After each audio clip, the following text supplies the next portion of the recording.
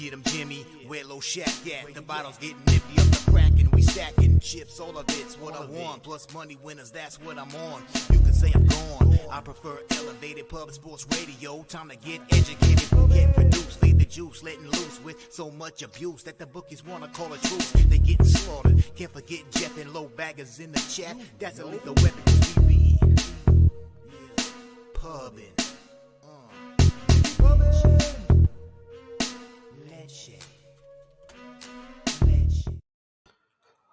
Welcome to Betting with the Bag. We're not going to start out with our blustery intro as it is Remembrance Day. Thank you all for observing the 2 minutes of silence. It's 6 degrees of separation. We've all been touched by war. Some of the younger cappers maybe have not, but in all of our family's history, we have been. So thank you for observing it. It's an important day to respect everybody who's fought for our freedoms. Now let's get to work. Coming off a 6-4 day plus 1.7 units, it should have been a giant day for me, but I got too cute in NBA. I should have had a 5-1 day. I beat up this NBA card, but I got too cute. Mavericks first quarter -1.5, easy casher. Hawks raced to 20. They won the first quarter 29-20.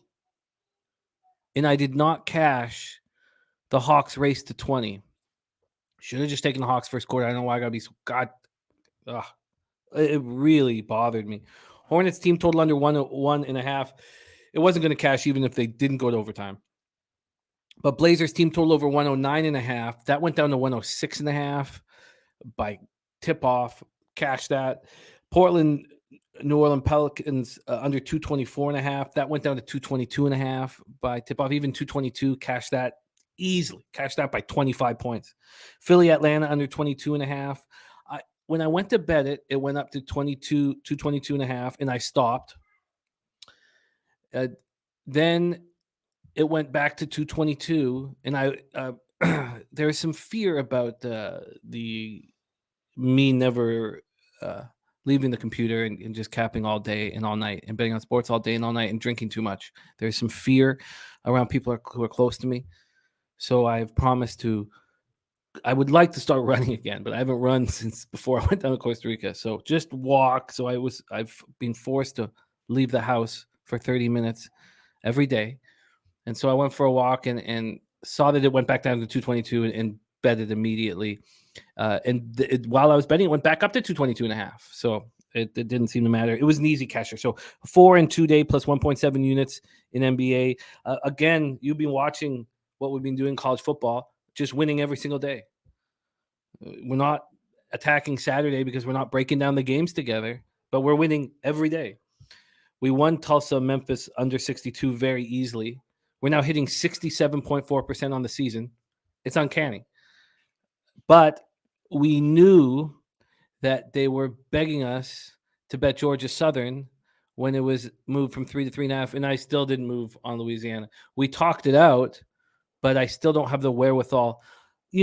I'm still not where I want to be as a capper. We clearly knew what was happening there, just like we did in the NFL game when they left the Falcons at -2.5. But I didn't bet the Panthers, even though I should have bet the Panthers, and I know some of you did. But when the books are begging us to bet a certain side, we just have to take the other side.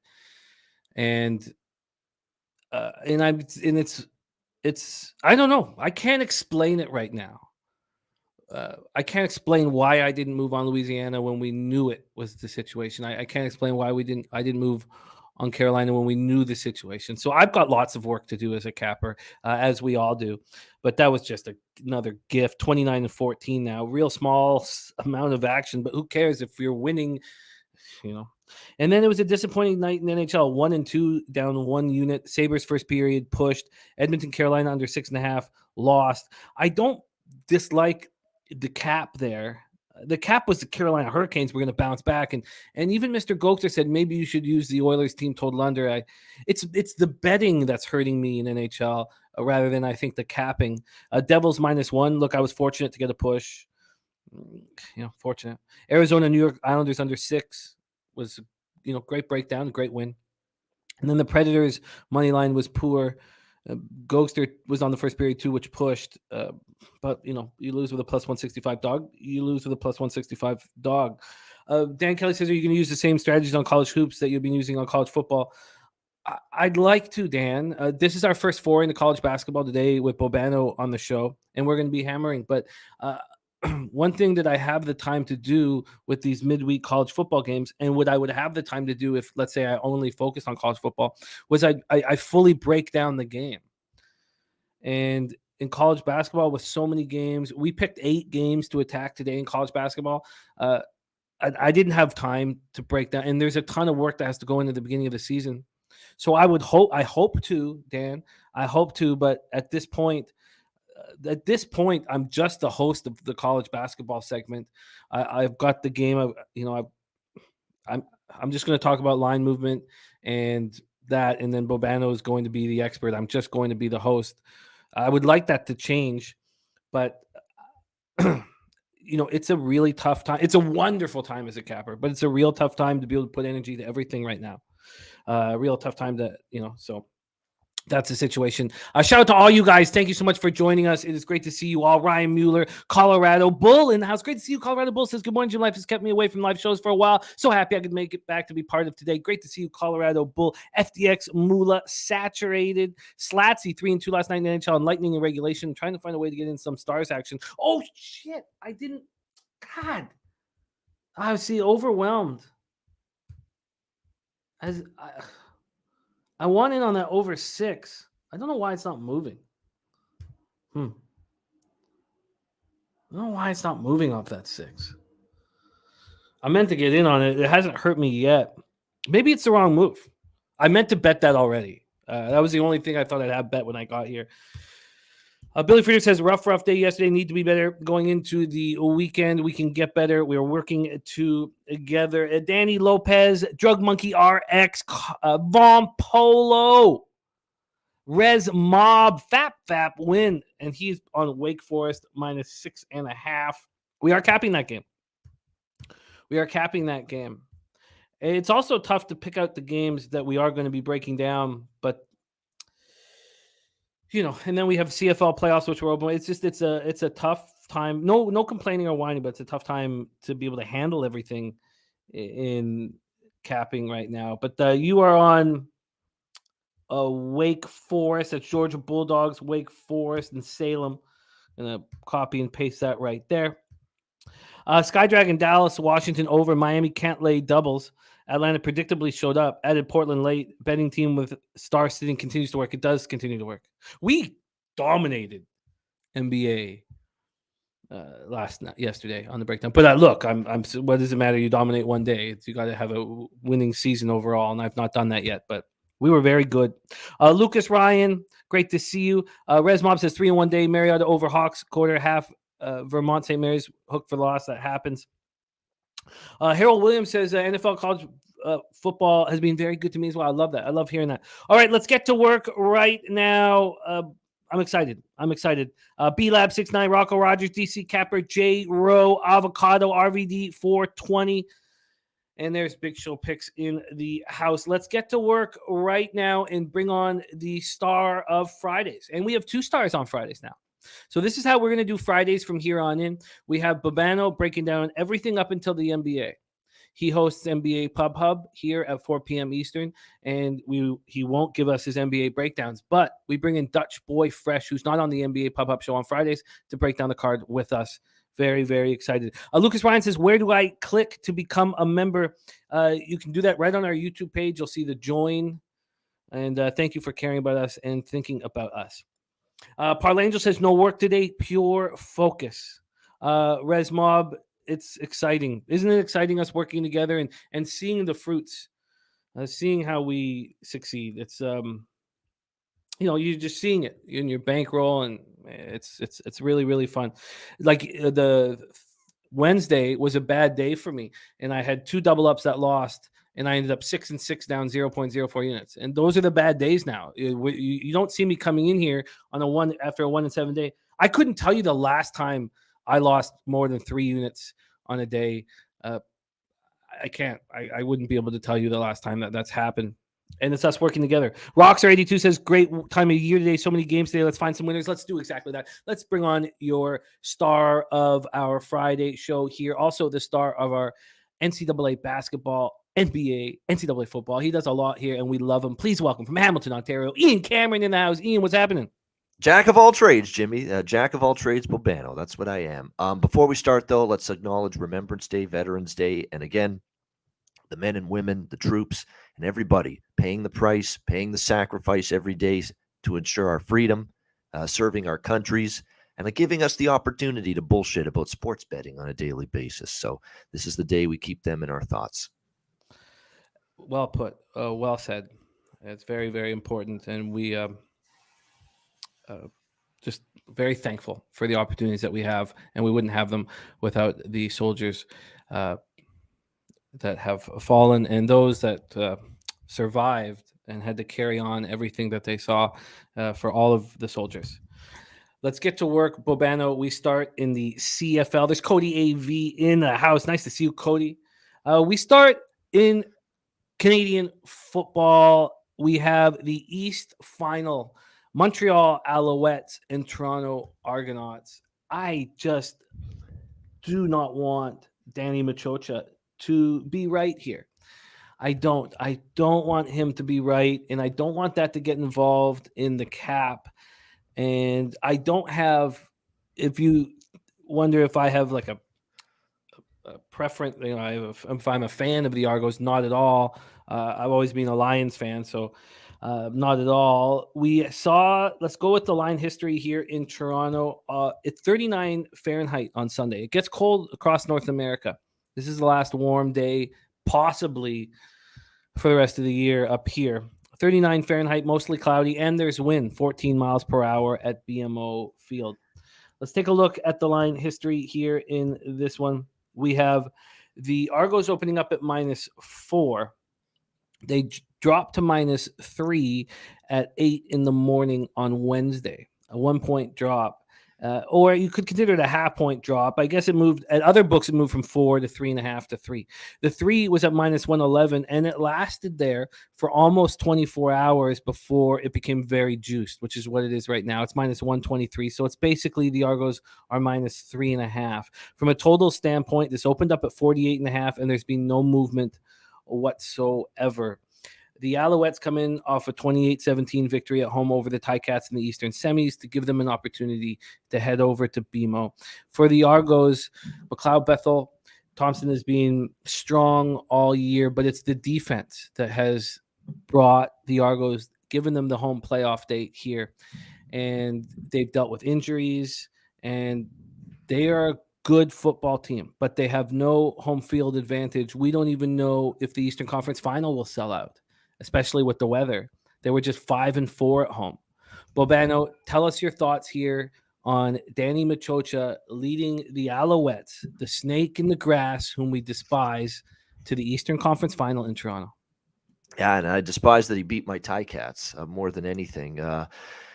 Very frustrated last week, and I could tell that game was not going to go well from the very beginning. You could tell it was just Montreal was dialed in. Their offense was just the short passing game was just picking apart the Ticats' defense, and that ended up being the case here. I'm with Slatsy, though. I would take Montreal. I'm not laying more than a field goal with Toronto. Let me recap with Toronto. First of all, you're right. No home field advantage. Second of all, we saw Toronto win the division, get everything they could ask for, East Final at home last year, and they lost. They couldn't get the job done, and they blew a second-half lead.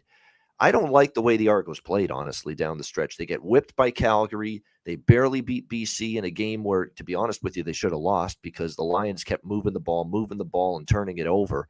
Otherwise, I think Toronto would have lost at home to BC on October the 8th. They barely beat Edmonton, and I mean barely. Actually, Edmonton should have won that game against the Argos, and Toronto barely beat them. 1-point win against Montreal in the game that decided the East Division, and they had to rally from a deficit there, and they got outgained by 170 yards. Throw out the last meeting against Montreal to end the regular season because both teams had backups playing that day, so throw that one out. But nevertheless, I mean, you're seeing them lose to Calgary, win by 3, win by 5 against Edmonton, win by 1 against Montreal. This is not a team that's winning games easily, and they've been trailing in every game. And now you got to lay more than a field goal with them, not me.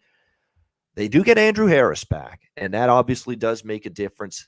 However, he's been out for a while, and there's people wondering that, from based on what I've read, that is he rushing back a little bit? Is he going to be, that full burst, full steam ahead version of Andrew Harris? That's the question. The offensive line still very much shaky for the Argos. I like the receiving core, but like I said, the O-line shaky and the quarterback is erratic. Like I said, McLeod Bethel Thompson, when he gets on a roll, he can put 2-3 drives in a row together. He looks like one of the best quarterbacks in the CFL. He can also put 2-3 drives in a row in the other direction, where he looks like he has no business being in the CFL. So that's always what you get with him. I think the key for Montreal is, because I think the strength of Toronto's defense is their pass rush. Without a doubt, it's very solid. Hamilton had a very good pass rush too going into last week. Montreal negated it by the short, quick passing game. Get the ball out of Trevor Harris's hands. And that's the way it should be, because Trevor Harris is a statue in the pocket. He doesn't have much mobility.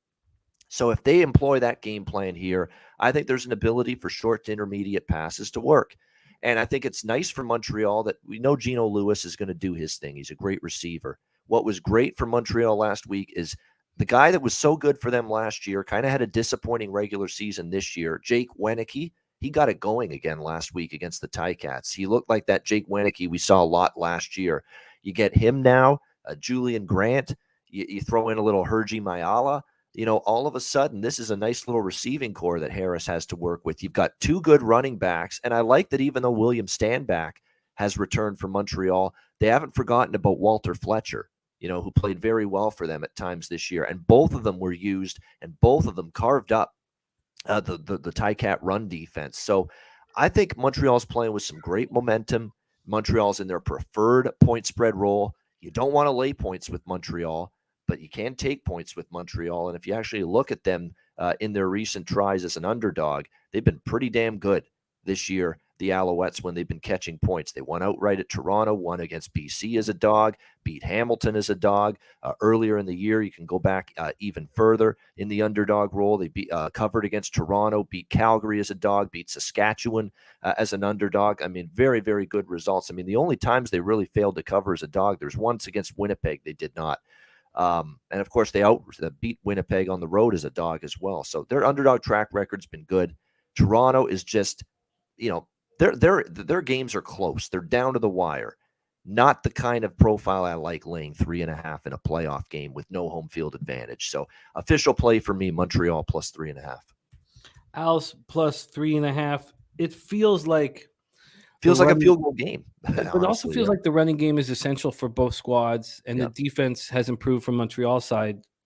It's been a night and day from the beginning of the year, and they're not being penalized as much. They're starting to play a little cleaner football. You put all that together with the Argos trying to run the ball with Harris, who didn't look good when he was healthy, in all honesty. Yeah. Do you think this leads us to an under 48? That's certainly where I would lean, no question, under the total in this game. Plus, you might have some weather issues in Toronto. I think there's a chance of some rain on Sunday, moderate wind as well. So, yeah, this would be an underplay for me. I didn't touch the total, and look, we had two unders last week in the division semifinals. So, yeah, definitely if I'm playing the total, I'd look under. I think the under is, after talking it out, the move for me. No, somebody says any word on the next in-person pub sports event. We had a meeting about it. So we're working on it. We still have our buy a coffee, buy a beer. Buy a coffee will expedite things. Let's put it that way. We still have that going right now. And so we are in discussions, and the buy a coffee, buy a beer is slowed down to a crawl. But, we haven't set a date. And maybe what we need to do is set a date.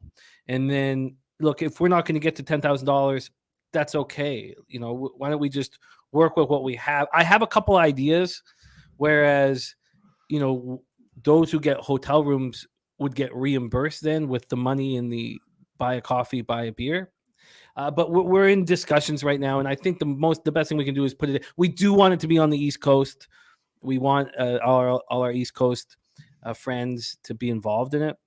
So that's the plan. I did pitch the next the Santa Anita Breeders' Cup in November, but we definitely want to do something before that. So that's the situation. Okay, let's move on. We have Bobano on the +3.5, and I'm moving on the under 48. We move on to the Western Final. Dennis Garcia has called the West Final is the Grey Cup Final, and I think there's a lot of truth to that. We're at IG Field in Winnipeg, Manitoba, and it is cold. It is 19 Fahrenheit at first kick. It's going to be between -8 Celsius and -14 Celsius, and there's no wind. That's really an interesting factor in this game, that there's no wind. That makes it much, much easier to play in, much, much easier to handle. It's a dry cold. This is going to be easier than and you two quarterbacks that have played a lot of cold weather football. Nathan Rourke, going back to the Ohio Bobcats days, he had to play a lot of November, December games in Ohio. He's used to it. He'll be fine. Zach Collaros goes without saying. He's played a ton of cold weather games, even going back to college with Cincinnati and all his years now in the CFL and in multiple Grey Cups now. So with the wind not being a factor, I don't expect the offenses to be impeded all that much. No, but there are players on the Lions that it will affect. But you're absolutely right. It's not Rourke being one of them. Let's start with the Lion history here and break this down. And then we move on to NHL, 4 games in NHL. Then we move on to college football, where we've been very strong. The Bombers opened up -4.5. They got up to -5. Then there was buyback. There was buyback Wednesday morning, and they're at -4 as we speak. From a total side of things, it opened up at 49.5, and that's where it sits. The Lions come in off a dominant 30-16 win at home over the Stampeders, step Western Conference Final at Winnipeg. I know you saw who was the quarterback for the Stamps in the second half of that game. Gave me a little bit of being right about the mayor situation, but it doesn't matter. Lions have struggled in Winnipeg over the last 2 years, going 0-4 against the spread in the last 4 games. Rourke played his first full game since week 11. Remember, this is a 21-week regular season and a week in the playoffs, and he looked great. Hasn't he looked so good this year? God, he would be the most outstanding player. But the quarterback on the other side is going to be the most outstanding player. Zach Collaros, 4,183 passing yards, 37 touchdowns. He's been spectacular. One thing that really bothered me, and it's still bothering me, is that Lucky Whitehead is out there in the regular season finale, and he's out there at the end of the game. I can't believe if we have an ankle injury that has him missing 3 games, he would be out there. Of course, he re-aggravates the injury and missed the first round. I don't know if you know Bobano, if he's going to be available. And look, you've talked about this wide receiver group all year. I mean, Keon Hatcher blew our minds, catching 8 balls for 160 yards. But you've talked about Burnham, you've talked about Hollins, you've talked about Dominique Grimes. You've told us about them all year. But it helps. It helps if Lucky Whitehead is the star attraction, and these guys can kind of, be not the WR1, so they'll be open more. Whitehead's still top 10 in CFL with 78 receptions, 1,011 yards. It sucks. But this Bombers team is nasty. They're absolutely nasty. They 15-3 this year, 8-1 at home. They're the 2-time defending Grey Cup champions. They have a veteran offensive line that gives Collaros all day, gives Brady Oliveira time to do whatever he wants. Stanley Bryant is just such a beast in the middle of that. You have a rookie receiver in Dalton Schoen who caught for 1,441 yards and 16 touchdowns. I mean, there's no weakness in Winnipeg. How do you bet this one? Take it away, Bobano. Western Final, Lions Bombers. Yeah, and we now also have a body of work and a reference point for the Winnipeg Blue Bombers in terms of they wrap up the first place spot in the West Division weeks ago. They coast down the stretch. They rest starters multiple games. We've asked ourselves going into West Finals in past years, maybe Winnipeg is not sharp, right? Winnipeg's rusty. Winnipeg's not ready to go, maybe because, they were just basically resting everybody down the stretch. Well, they've gotten to 2 Grey Cups and won 2 Grey Cups in a row. So clearly we can't use that part of a handicapping factor anymore, that maybe Winnipeg is not sharp in this game because they rested their starters so much down the stretch. They have shown that's not been an issue for them. They have been ready to go here. It's very difficult for me to step in front of Winnipeg only laying 4. You know what I mean? I mean, it's just this is a team that time and time again. Now, I do think this is the most vulnerable Winnipeg team of the last 3 years. I think this team's a little bit more vulnerable than the last 2 seasons because I think their secondary is not the best. I'm not saying they're not good, but I think you can make plays on the Winnipeg secondary. Their strength is linebacking core and obviously that great pass rush, which might be able to have success here against BC. I think a critical person to keep an eye on here in terms of availability is going to be Joel Figueroa, left tackle, maybe the best offensive lineman the BC Lions have. Shoulder injury, but he's practiced in full this week for the BC Lions. And when I see that, it makes me think he's playing. And if he is playing, that is huge, okay, because the offensive line's improved this year for BC, but when they haven't had Figueroa in there have been times when Nathan Rourke's been under some serious pressure. And even last week without him against Calgary, there were times that pass rush got there. Now with Figueroa back, I'm going to assume he's playing because practiced in full. And I think the reason they held him out last week was let's see if we can get by Calgary without him, keep him ready for this stout Winnipeg defensive front. And now it looks like so that's a huge benefit to BC in this game. That's an enormous factor if he indeed plays that left tackle for the BC Lions against Jefferson, Jeffcoat, that incredible pass rush of Winnipeg. So I think that should help. Like I say, it's going to be cold, but it actually could be colder. I've seen it around minus 16 some times in the past here in Winnipeg for a November CFL playoff game. So I'm going to take a shot. Like I know we had 2 unders last week. We had, and I think that Montreal-Toronto game this Sunday is probably an under as well. We're really going to have 4 unders in the division semifinals and division finals without one game going over the total. You know, I think the one game that will go over the total is going to be this one. So I like over 49 here with BC and Winnipeg. I'm torn on the side because BC's playing with great momentum. I don't love the idea of betting against that kid, Nathan Rourke. He's that good. He's that special. I don't even think he's 100% in terms of his mobility coming off that injury. And if you look at the way he played last week, I still think he can't run to the level he did before the injury. But yet he is just so pinpoint accurate with the passing game. He should have a little bit more time, just a little bit, a fraction more with Figueroa playing. And if he does, there's plays to be made against that Bombers secondary. On the flip side, the BC defense, I give them credit. They've had a good season overall. They really shut down Jake Mayer. That was very impressive.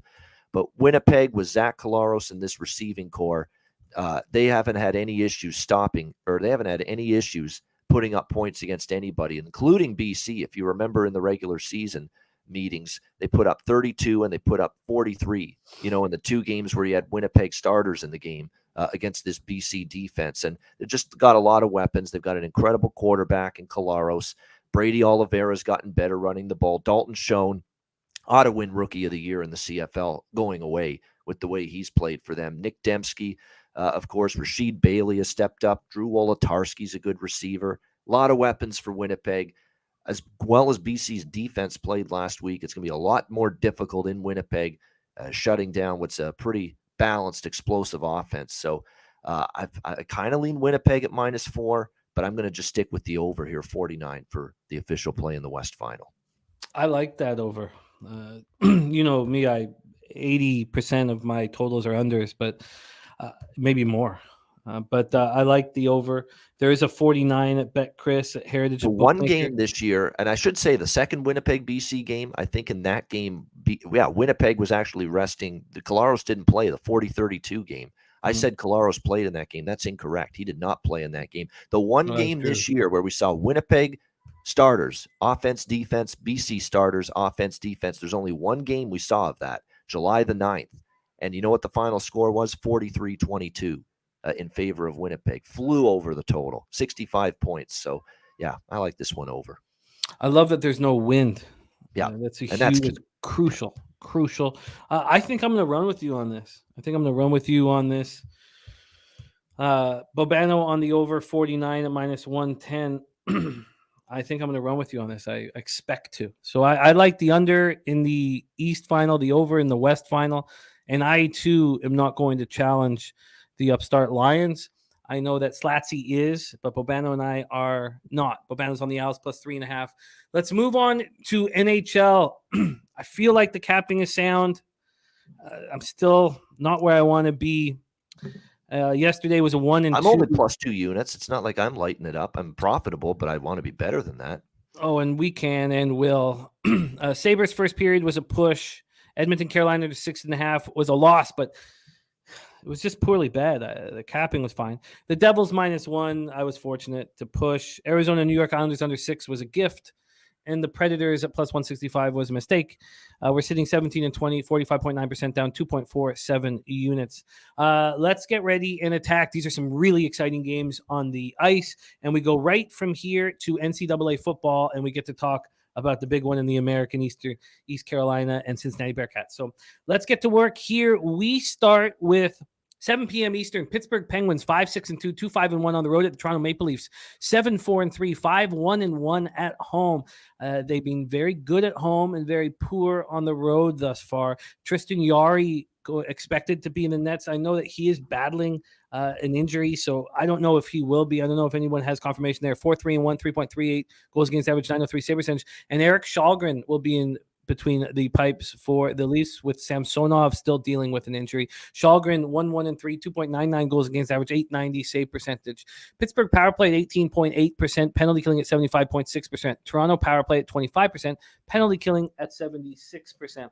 Let's go to the line history, and then we'll take a look at the cash flow. You know what? I don't think it helps looking at the cash flow because every dog is being bet on the money line. Well, maybe I should just use both the spread and the dog to give both the spread and the money line to give us a fair idea of where the market lies. Maybe I'll do that. Toronto opened up -146. They're now -141. They got up to -166. So there's been a 25. They got up to -172. Wow. So this was yesterday. So it opened at -146. It lasted there for 3 minutes to -163. Then it lasted 1 minute to -172. Imagine those cappers who were hammering it immediately, looking at a -141 now, would be not pleased. The total opened up at 6.5 as a pick'em. There's been a 3-cent move to the over. From a cash flow perspective here, excuse me, we have Sports Insights giving full line value to the Pittsburgh Penguins. 57% of the tickets are on them and 50% of the cash. So it's a toss up there. 70% of the tickets on the over and 79% of cash on the over. And we see it moving towards the over. And we don't have an idea of money on the spread in the first two games, just tickets. 64% of tickets are on the Leafs -1.5. And who would turn a Penguins team that is a dog into a favorite by taking them +1.5? I think that would be a mistake by anybody. Penguins snapped their 7-game losing streak with a 4-1 win at Washington on Wednesday night. We murked that game. It's really tricky to catch a falling knife with a team that's lost 7 straight, but we did it only because Orlov and Karlsson were hurt. And that's the most important factor in the next game, Lightning Capitals. And I waited till 5 o'clock to ensure that Orlov and Karlsson were not going to be in the lineup. And we may have to do that again tonight in the next game. But we cashed with the Penguins on the -1 line at +131. We cashed on the Capitals team total under 3 at -123. It was great. This is as healthy as the Penguins have been all year. Gensel and Zucker came back about a week ago. Jeff Carter just came back. And now Teddy Bluger, he could return from IR and make his season debut, and this is healthiest that we've seen the squad. Leafs had their 3-game winning streak snapped in a 4-3 overtime loss at home versus Vegas. We've seen what Vegas is doing to teams. The Leafs have no secondary scoring after the Big Four. None. Marner, 3 goals, 13 assists. Tavares has been better than I expected him to be this year. He's been really good. You know, he started the year hurt, and I've been very impressed with his play. 8 goals, 7 assists. He leads the team in goals. Matthews, 6 goals, 8 assists. He'll get hot. And Nylander, 5 goals, 8 assists. And then what? And then nothing. Kyle Clifford and Jake Muzzin could return from the IR tonight, and they need them because this is a soft team to play, and both those guys will give them toughness. Take it away for us, Bobano. Penguins, Maple Leafs. Yeah, this is a fascinating game. It's a tough one from a side perspective because I kind of think Pittsburgh, when you lose like they were and you finally snap the losing streak like they did against Washington, sometimes you get on a run. You start to put some wins on the board. And Mike Sullivan said all along, and actually if you watch Pittsburgh, they had leads in multiple games. You know, they did, and they just found ways to lose. And, you know, blowing leads was a big issue. The Boston game, the Buffalo game, Seattle home game last week. They had leads in those games and did not win.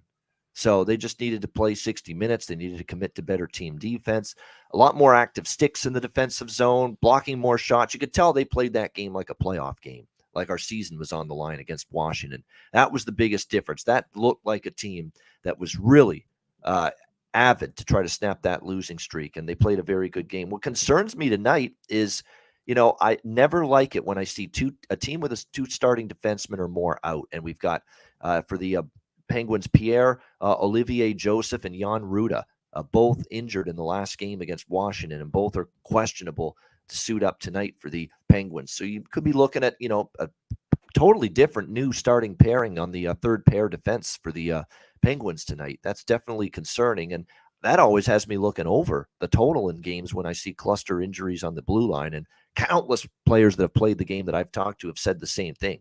When there's multiple defensemen out for a team, you look for more sloppy play. You look for more turnovers. You look for more issues with puck management, breakdowns in the defensive zone, all those things. So I'm debating on the over. I'm debating on Toronto team total over tonight, but I don't really want to lay the minus 155 either, because momentum's a funny thing. Pittsburgh gets the win against Washington. Toronto is playing well. Toronto, you got to give them credit. 5 out of 6 points in their last 3 games, the Leafs, against good hockey teams. Boston, Carolina, a Vegas team which just swept their 5-game Eastern road trip. They've been one of the best teams in the NHL. They've been Boston West, really, in terms of how good they've been this season. And the Leafs almost beat them. So I give them credit. Shalgren has definitely played better than I expected. Now, does he have long-term ability to keep playing this way? But I don't know. But so far, it's been really good for him going into this game.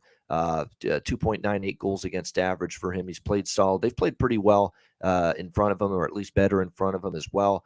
We'll see. Toronto off the loss. You would expect them to want to bounce back here. It's a tricky game all around, but I think the thing I'm closest perhaps to moving on here is the Toronto team total over, but not strong enough to make anything official here. This total went up to 6.5 at minus 123. It actually got up to minus 127, and it's come back to minus 110. I'm interested in the over as well. The bottom pair defenseman is a trickier cap. There's Trotwam in the house. I know we spoke at the beginning of the show about Remembrance Day and all that, but the most important thing in our low bag family right now is Wham Bam's brother-in-law, DJ Big Boss. Day 4 in the hospital today. Yes, we're getting very, very upset by that. I'm gutted by that because he's such a great guy, and I do shows with him Saturdays on college football. I mean, it's really bothering me that it's been this long that he's had to deal with this. Really. Yeah, and we're getting crucial information today on the situation. So if anybody, and he's feeling our love, I know that you guys have been sending him DMs. It means a ton to us. So keep doing that. Keep thinking about DJ Big Boss, sending him love, sending as much positive healing energy and prayers over to him, and send him messages. Send him messages, DM him messages. Let him know that you're thinking about him and how much love we have for DJ Big Boss, because it's never-ending love for the man. He's just so much fun. He makes capping so enjoyable, and he's just such a great guy, and he's a family man, and he's funny, and he's just he's everything that I want in a friend. So please send him as much. He was on the show with us Saturday, Jimmy, with Big Ragu, Connor Mack, and I last Saturday, and you could tell he's gotten through it. I mean, but he didn't want to miss it, and there he is. He's hurting clearly. He's definitely not even close to 100%, and there he is. You can see him. He's all hunched over there. He was definitely hurting big time, but he still joined the show. So yes, we have all our thoughts, all our well wishes to DJ Big Boss, a great friend of all of ours. Yeah, absolutely. Well put. Back to this Penguins Leafs game. I am interested in the over. I have a completely different view of when defensemen are out, important ones. When the bottom pair, that's a trickier thing. But when you're missing 2 of the top 4, I don't think there's going to be more goals. I think there's going to be less goals. I know that the top 2 defensemen are going to have to play 30 minutes. So I always think that they're going to be a little hesitant to pinch at times because they'll be forced to come back. And then when you're missing your top 2 or 2 of your top 4 defensemen, you're not getting the outlet passes, and the main pair aren't pinching. And so I always bet unders, and that's what we did in the Capitals game. So I have a little different thinking on it, but it's important to talk about different angles, and we don't always have to be on the same page in it. I do like this. Well, they over got injured. Actually, they got injured during that Capitals game. I should point that out. Yeah. It was during that game. Yeah. Yeah. I'm interested in why this would have come back 17 cents. I think that Pittsburgh's going to step up here, and this is going to be just an electric atmosphere, if there is one in Toronto, with how expensive the tickets are. But Penguins, Leafs, Friday night hockey. I mean, it's just going to be huge. I am interested in the over 6.5. I'm going to put a couple asterisks and a couple question marks, so I'll look into it again. Let's move on to the next spot on the board. Tampa Bay Lightning, 7-5-1, 4-3-0 on the road at Washington Capitals, 6-7-2, 4-3-1 at home at Capital One Arena in Washington, D.C. I have Vasilevsky versus Kemper. Please let me know if these have changed, because I got in last. Kemper's confirmed. Vasilevsky isn't, but I'd expect him to be. Vasilevsky 4-4-1, 2.90 goals against average, 910 save percentage. Starting out the year slow, sort of like he did last year. Kemper 4-6-1, 2.47 goals against average, 916 save percentage. Tampa power play at 22.2%, penalty killing 78.7%.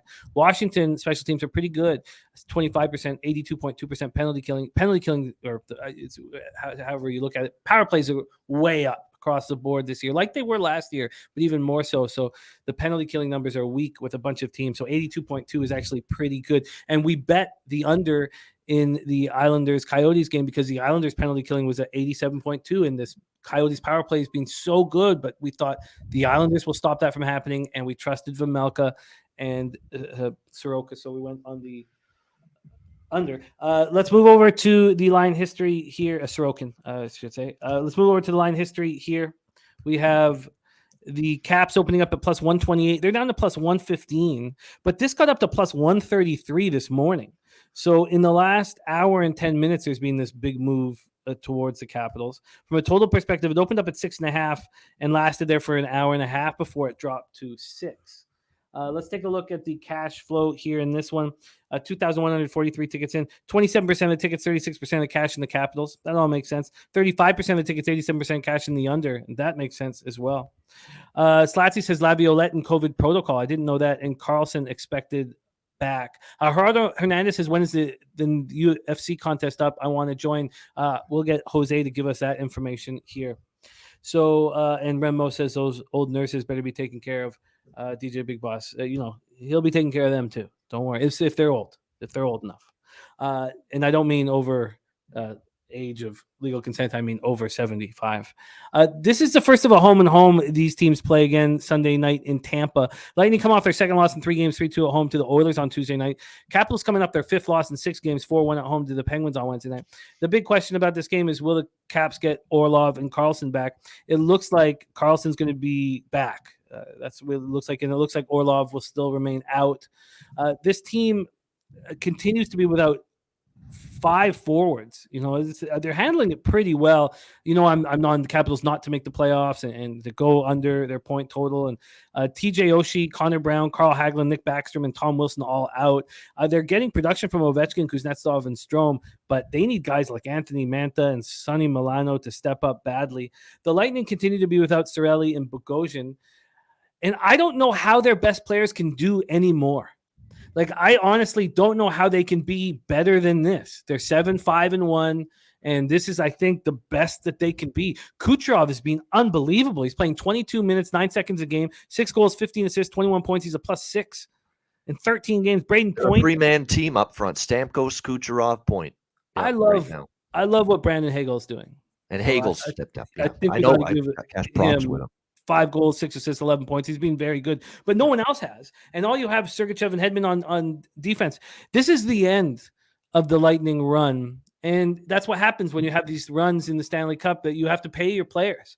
And now they're getting paid, the top end are getting paid so much that this is the end. Unless one of these guys gets hurt and goes on LITR and they open up $6 million like the Oilers have just done with Kane. I think this is the end of the run. But we're talking about tonight. How are you betting this game tonight, Bobano? Take it away, Lightning Capitals. So I'd only bet Tampa. There's no way I'm touching Washington right now. They're not playing good hockey. They're banged up, beaten up to shit right now. They're only 1-5 in their last 6 games. I mean, it is a ton of key personnel out. Dmitry Orlov probably out again. That's their best stay-at-home defenseman. Connor Brown's out. John Carlson might be back, it looks like, tonight. Sounds like it. But Hagelin's still out. Tom Wilson's still out. Backstrom hasn't played yet this year. Like I said, Orlov, their best defensive defenseman, out. TJ Oshie's still on IR. And here we go again with Washington without TJ Oshie. Remember how bad their record was last year when TJ Oshie didn't play? We're seeing the same thing this year. They just have a tough time winning games without that guy. And they have a tougher time scoring goals without him, too. I mean, this has been a putrid offense. It's also why they've trended under, Jimmy, 7-1 to the under in the last 8 games for Washington. You look at the numbers they put up, 2, 2, 1, 2, 1. The only game they exploded was against the Civ Oilers, where they scored 5 goals the other night against Edmonton, who, of course, have their issues defensively, and Jack Campbell struggling. So that's the only time they've really had an offensive outburst in the last 8 games. So they're struggling to score goals right now. Tampa's off a loss to Edmonton 3-2 the other night. Although I think they played well enough to win. They had a slight edge in play, expected goals and scoring high danger chances slightly in Tampa's favor, 37-29 shots in their favor. It's not like it was a bad performance, even though they lost to the Oilers 3-2. 2 days off as well, so a rest advantage for the Lightning. I'm just debating how I'm going to take Tampa, because I'm probably going to take, do I do the money line? Do I do the regulation for a little bit better price? I think at the price I see minus 134 at Bet Online right now. I think I'll just go full game money line. I mean, it's just Washington's just too banged up, and the offense is dried up at the moment. I agree. I'm curious to see what Carlson brings to the table here, and he was not playing well before he was injured, Carlson. It's worth setting, especially defensively. He had been a nightmare in some games, turning the puck over, losing foot race battles, just getting beaten to the front of the nets. It was actually real bad for him before the injury. So see how he plays now that he's back. I'm going to sit on this one. I don't think the Lightning are that good anymore. But I mean, they're a deserved favorite here, and Washington's being bad. Slatsy says, do you think Shane Pinto at plus 1,200 to win the Calder is a good look? When centermen aren't getting assists, there's a problem. And I haven't put a finger on it, and I got to watch him play more. But you need to be providing. You can't just be a goal scorer if you're in the middle of the ice. And so I need more time watching him play. I certainly like the 12-1. I think that I need to go over all of the rookies right now and then get a better sense of where he stands. But he certainly has a high upside. But I can't really. What do you think about that look, Babana? Yeah, that one I don't like as much in terms of the Calder. I mean, I know he's been a goal, and nobody knows that better than me. I've had a lot of goal props on Pinto so far this year, but I don't know if he's if it's going to be Calder worthy when it's all said and done. Especially, I think they put some, onus into the fact of team success as well, and obviously Ottawa's struggling right now, so that's definitely something you want to keep in mind. As far as the Calder, if I'm going to look at someone with right now, I mean, it goes without saying that Logan Thompson, Matty Beniers at the top are really good choices, but that's also why they are favored in those situations. They're rightfully favored, in my opinion. I still think that if Kent Johnson returns from injury, does well, he could get it. Pinto's not a bad. I don't hate it, but I just don't think. I think there's better options on the Calder Cup board. There are some serious issues with Matty Beniers' play. He's a -9 right now. He's on pace to be about a -65, and his ice time is already starting to get cut. Yeah. You got guys like Connor Geekie and Morgan.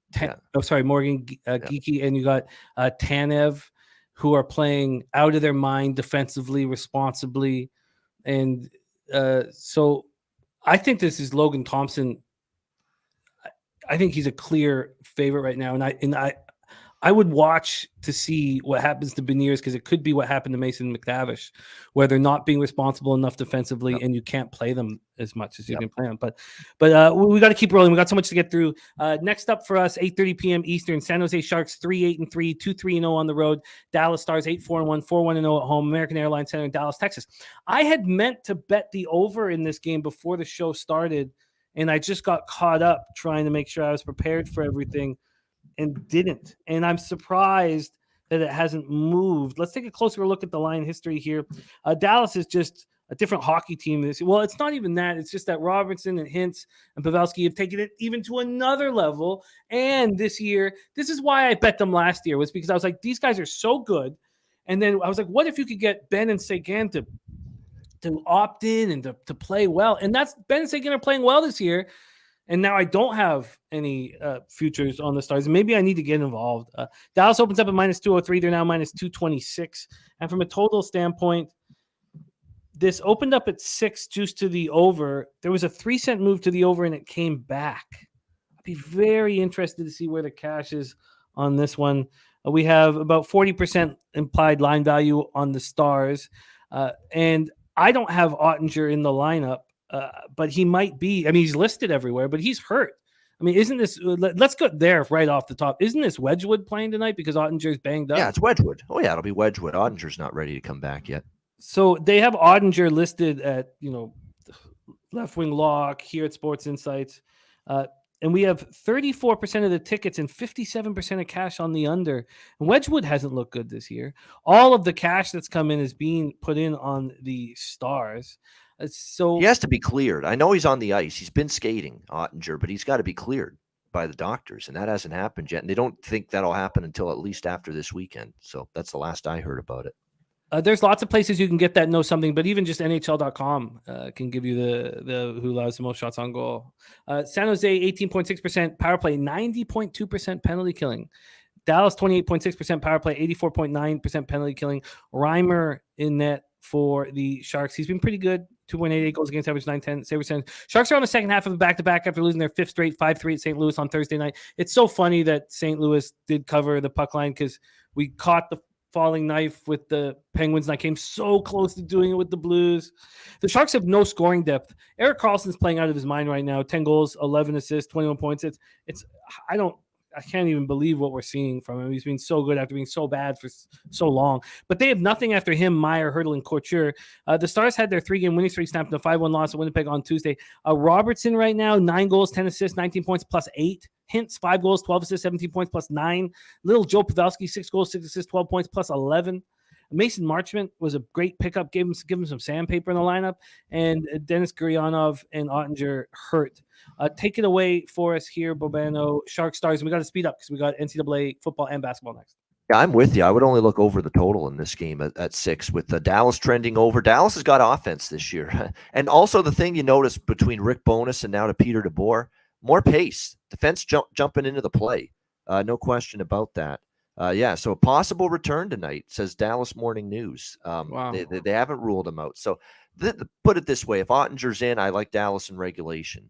If Ottinger's out, I like the over. That's probably the way I'm going to go about it, because I think Dallas wants to bounce back here. I don't mind backing Dallas off a road trip either. They've had 2 days off, and that angle is not working, Jimmy, like it has for many years.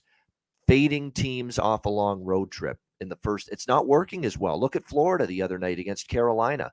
They still won after a long road trip. Carolina was rested, and Florida still beat them the other night. That angle's not working. I'm noticing that. Right now, these home teams coming off the road trip, they're not losing automatically like they did for a long period of time. So it's not an automatic that Dallas loses tonight. And plus, they're obviously a lot better than San Jose. San Jose's in a world of hurt right now, not playing good. Their defensive play is terrible right now. They're not getting a save from either Capo Kakkonen or Reimer, who's going to be in net. Reimer's given up 15 goals in his last 4 starts, and he's going to be in net tonight. So there's a lot of things on the table here. Let's see if Ottinger plays. If he does, I'd probably look at a Stars team total over or a Dallas in regulation. If it's Wedgwood in net, then I probably look at full game over 6. That's where I'm at. I feel like that's got to be the bets on the under, but I still want the over in this game. Okay, it's going to take me He's some that good. time. I mean, that's that would pivot away from a full game over if he plays because of how well. Like Jake Ottinger's numbers are ridiculous. What if 1.4 goals against, 952 save percentage? I mean, guy's the real deal from what I've seen. I mean, we know what he did against Calgary. He's single-handedly almost led them to an upset over the Flames last year. All right, there's going to be more time. Let's go into the final game and then get into what has become my bread and butter all of a sudden. But let's move off, finish this last game, and get into college football. 10 p.m. Eastern, Minnesota Wild 6-6-1, 4-2-1 on the road at Seattle Kraken, 8-4-2, 3-3-1 at home. We're at Climate Pledge Arena in Seattle, Washington. I have Marc-Andre Fleury, who's not being good this year, 3.17 goals against average, 8.96 save percentage, going up against Martin Jones, who has been a savior in Seattle. And he's not even really 907 save percentage, nothing to write home about, but man, to think that Seattle's on this run when they lose both of their starting goalies, who have, Drieger was better than Grubauer, but Grubauer was awful. But having Jones come in and give them some solidifying between the pipes has been a big deal for this squad. Minnesota power play at 26.7%, penalty killing at 78.6%. Seattle power play at 25.5%, penalty killing at 75%. Let's go into the line history here first, and then we will move over to the cash. Line history-wise, we have the Kraken opening up at plus 111. They're now plus 104. Now, they got to minus 105. And there was some buyback once it was minus 105 on the Wild.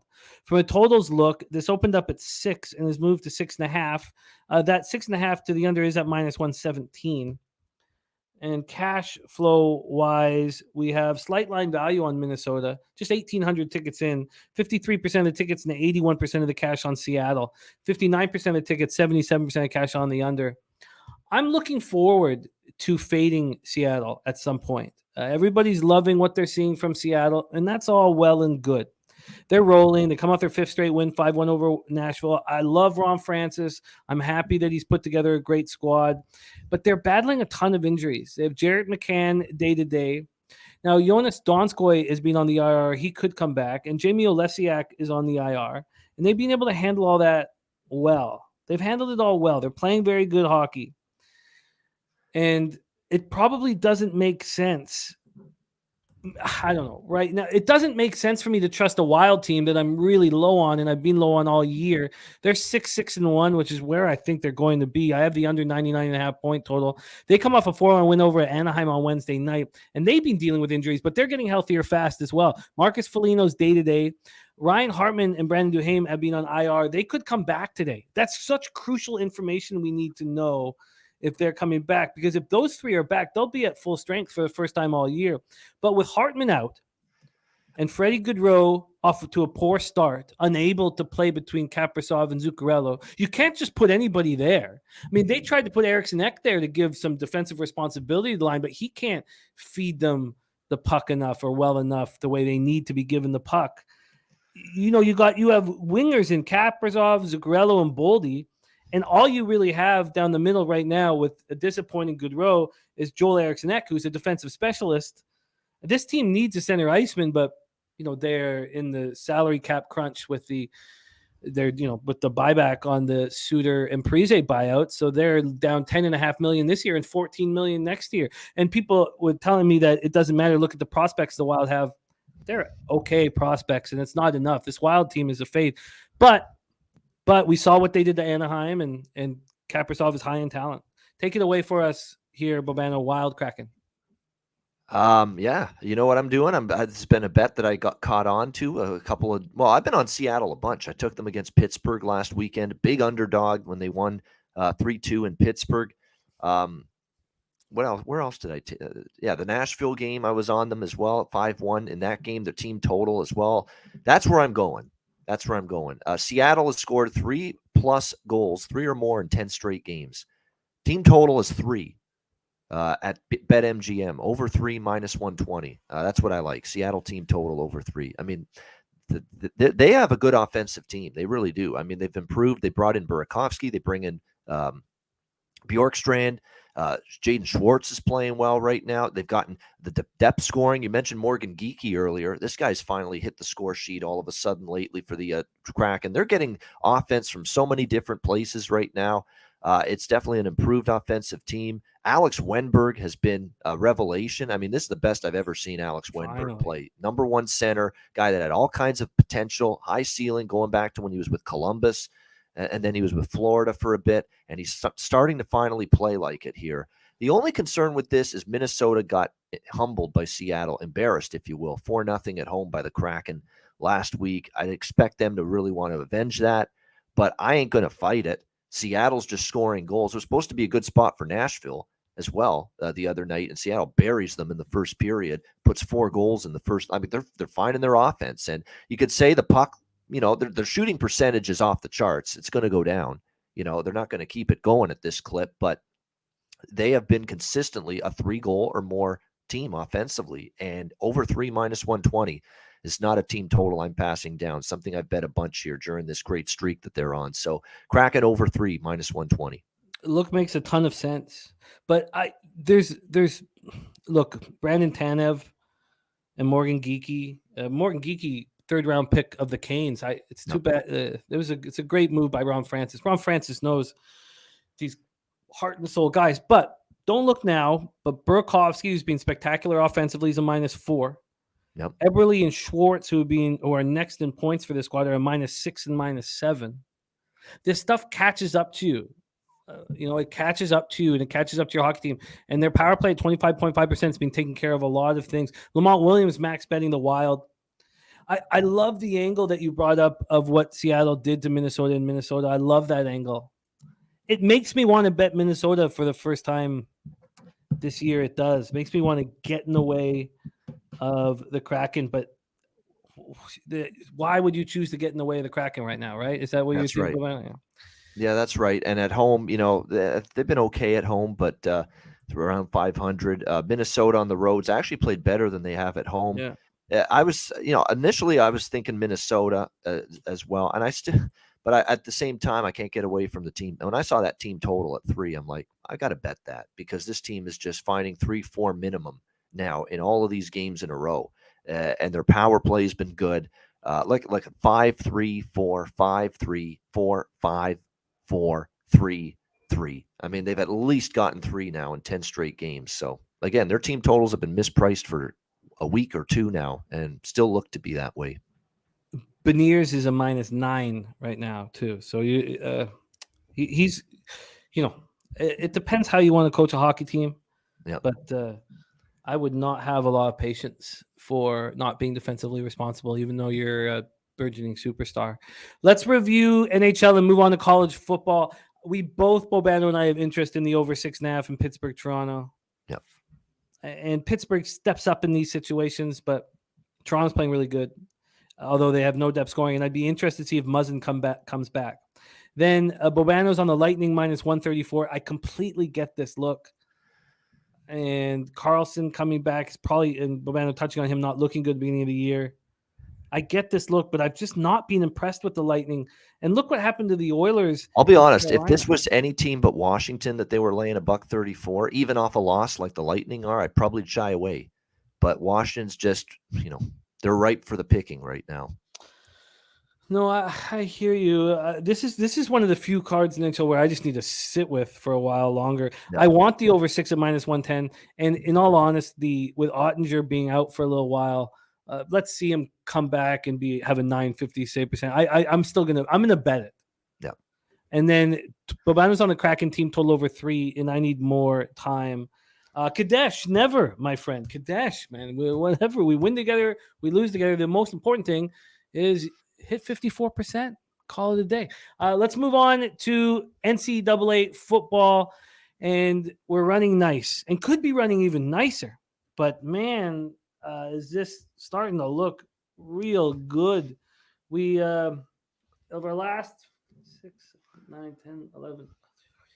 We're 15-6 over our last 21 bets. Let's keep it rolling here. We have the star of hitting the books on the show.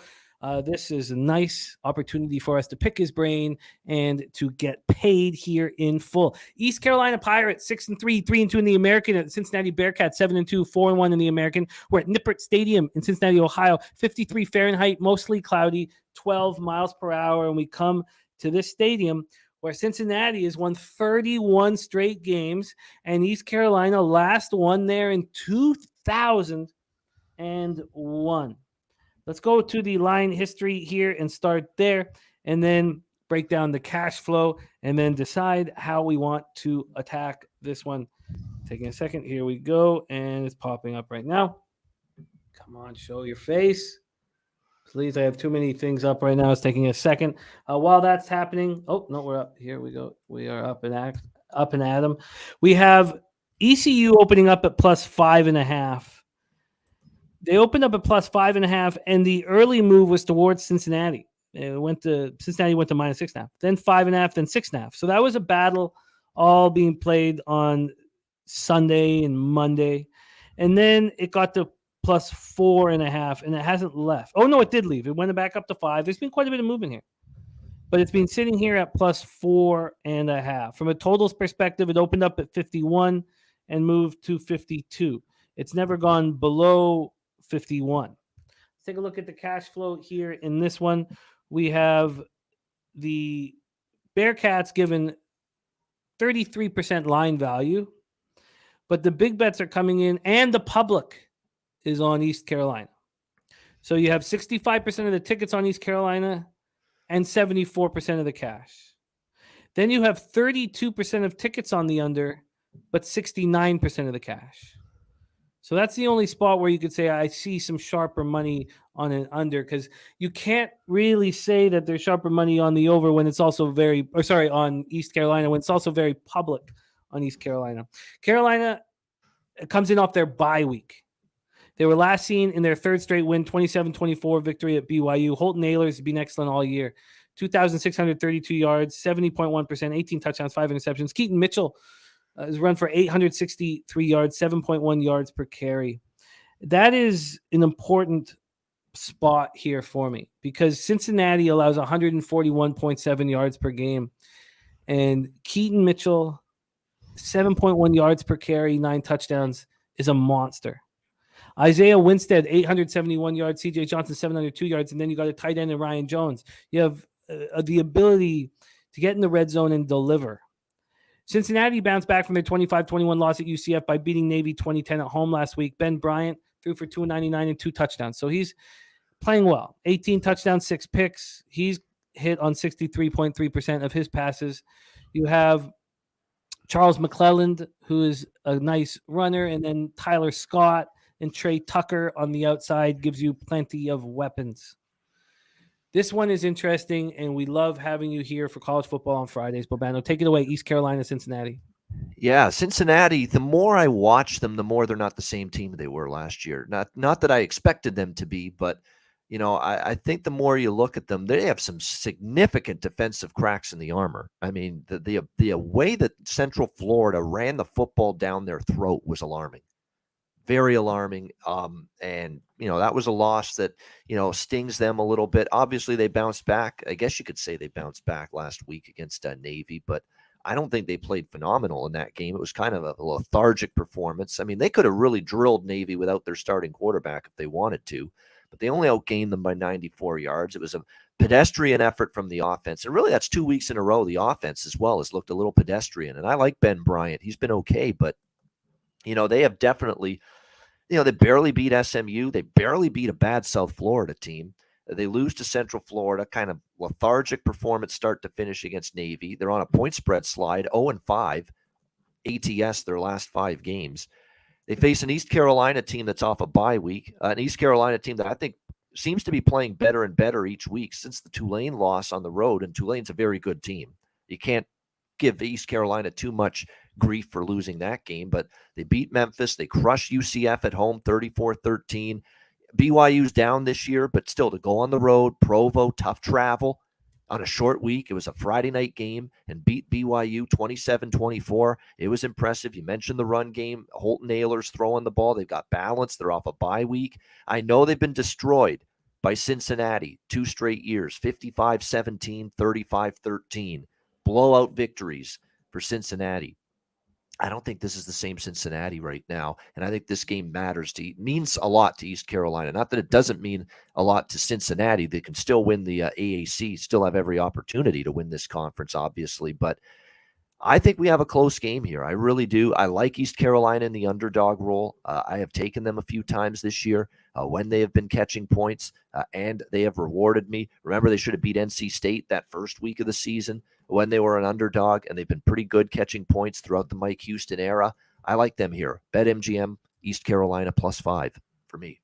What's the juice on that? -110.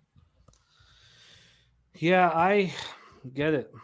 I really get it. And I think that sort of late season bye week matters more in college football. The bye week in September is not as significant. The bye week in November or late October or November, late in the season, when you've been playing so many weeks in a row and the injuries are mounting up, to get the bye week in November, it's like it's worth its weight in gold. And I think that will benefit ECU here. It's such a big game. Can you compare BYU's defense to the Cincinnati Bearcats defense for me? BYU's been a disappointment on defense. They've been pushed around. Their defensive line, which is usually great, has been pushed around. They've let teams run the ball down their throat. And and East Carolina was able to have the advantage in the trenches against them. I saw Cincinnati. We don't think of them being that team that can be pushed around defensively because under Luke Fickell, they've had a great defense for years. But a lot of that was the secondary. And even the secondary, lost Sauce Gardner, lost a couple of key pieces of that side of the football, that secondary. And the D-line was good last year. I find the D-line has taken a step back this year because they're giving up more rush yards. This is an East Carolina team that wants to stay balanced. So when you look at it, I think Cincinnati's defense is certainly a little bit better than BYU, but this is definitely a Cincinnati defense, especially as this season's progressed. We're seeing that it's not quite at the level we've seen the last couple of years, including last year, of course, when they were in the playoff. I want to move on the under here, but I'm a little concerned that it's gone up. I'm a little concerned that Cincinnati was focused on this game and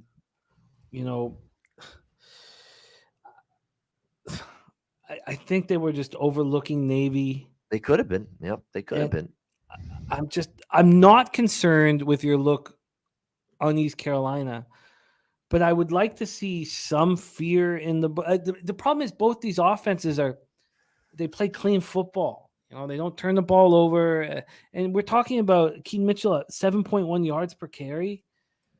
I have a little concern. I mean, everybody just saw Cincinnati play back-to-back unders. Yep. And then, of course, it's going to be another under. DC Capper looking at the over. I think that East Carolina, I'm going to stay away from the total at this point. And I think that East Carolina is the side I want to be on. This game means so much to East Carolina. I mean, the Cincinnati is the hunted, and East Carolina is the hunter, and they had a bye to prep everything for this game. The problem is that everybody's thinking the same thing, and you got 65% of the tickets on East Carolina. But at least we've seen movement. Yep. Dabby Cab in the house. This is going to take a little bit more time for me. I thought this was just going to be a slam dunk East Carolina. But I'm going to need a little bit more time. It's certainly East Carolina or nobody, but I fear a home Bearcats squad that hasn't looked good. And, we can just go right to Louisiana Ragin' Cajuns for an example of that, but there was a difference there of course, they moved it a half point to Georgia Southern so that we knew the books wanted Georgia Southern money. And maybe moving it to 4.5 says they want Bearcats money. This is going to take a little bit more time for me to study. Let's move on to 9:30 p.m. Eastern. Colorado Buffaloes 1-8, 1-5 in conference at the number 8 ranked USC Trojans 8-1, 6-1 in the Pac-12. We're at Los Angeles Memorial Coliseum in LA. 59 Fahrenheit clear, 1 mile per hour is the wind. Let's go into the line history here for this one. pop this up right now. We have a USC opening up at -34.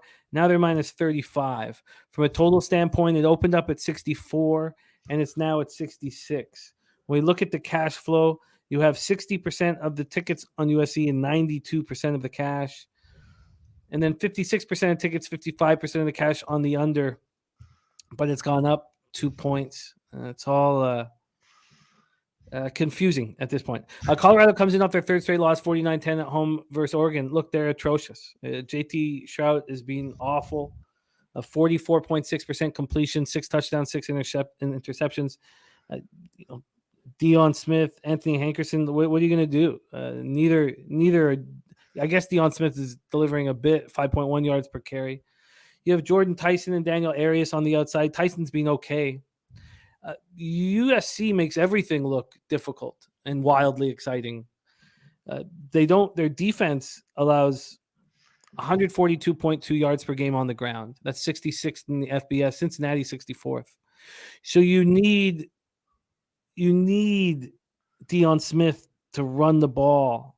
You need it. And that's all you want to do if you're Colorado is run the ball. That's the only weakness defensively from USC. They come off another wildly exciting win, 41-35 at home versus California. And they have UCLA on deck. They have Notre Dame after that. How do they not overlook this game? So Caleb Williams has been unbelievable. I mean, we're seeing a season for the ages, but it looks like Jordan Addison and Mario Williams will both not be in the lineup. Now, this is crucial information, though, that needs to be known. But Lincoln Riley says we need him for UCLA and Notre Dame. So now you have a USC team missing 2 wide receivers. So I tell you what, Bobano, there's no chance I want anything to do with USC in this game. But I don't know if I have the balls to back Colorado in any situation. So take it away for me. And look, 92% of the cash is on USC. I mean, that even throws me for. You'd think that there'd be someone out there who might be thinking the same thing. They're not, and I'm not. Let's hear what you have to say. Take it away. Buffalo's Trojans. So Mario Williams is a game-time decision. Looks like Jordan Addison will play for USC. That's what we're looking at right now. He will be in there against Colorado. The only thing I'd look is the over here, because USC has a. I've said this for weeks. USC has a college football playoff caliber offense. They do not have a playoff caliber defense. Not even close. I mean, if they don't force turnovers, they've allowed multiple teams, some of which aren't even the best offenses in college football, to score. Like Cal last week, 35 points to the Cal Golden Bears. 3 straight overs.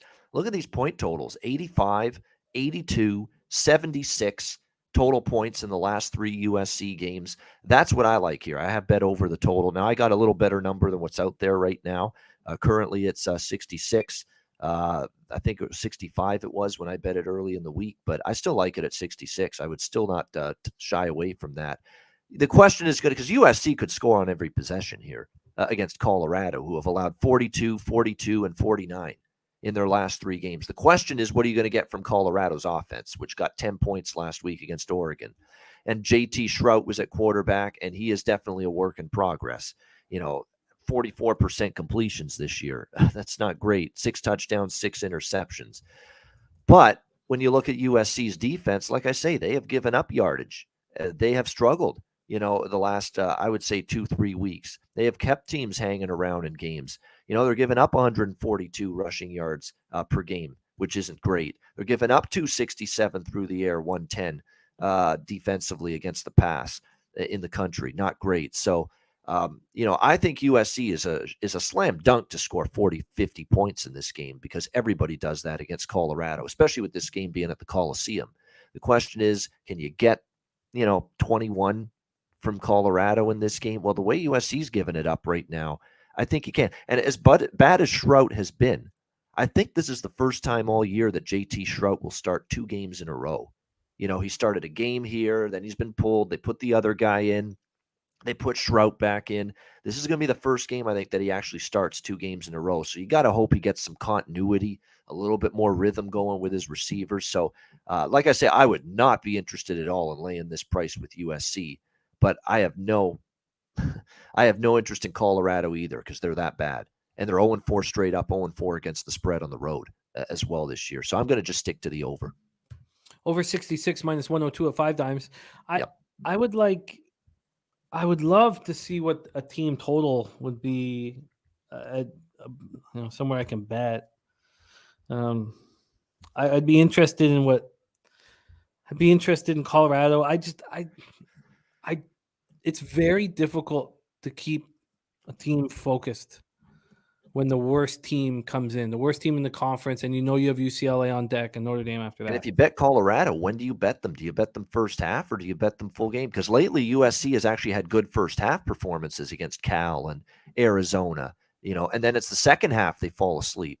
So it makes you think if you like Colorado, maybe full game is your better option if you want to test your stomach and bet this sorry team. I think that you have to take them full game when the spreads are this big. You have to hope that the backups come in for the last quarter, which will happen because they have UCLA on deck. So JPZ has a Colorado team total over at 15.5. Even that's.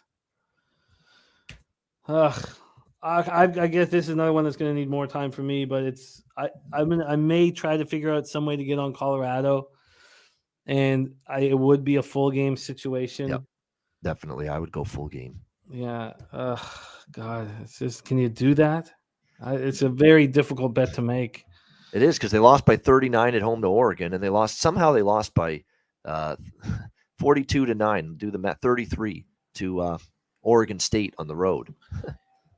This has moved to 34 at Heritage. And so, but I mean, I just 92% of the cash on USC to cover here. That's going to take more time here. Bobana moves on the over 66. I think that's the best bet on this game is just full game over.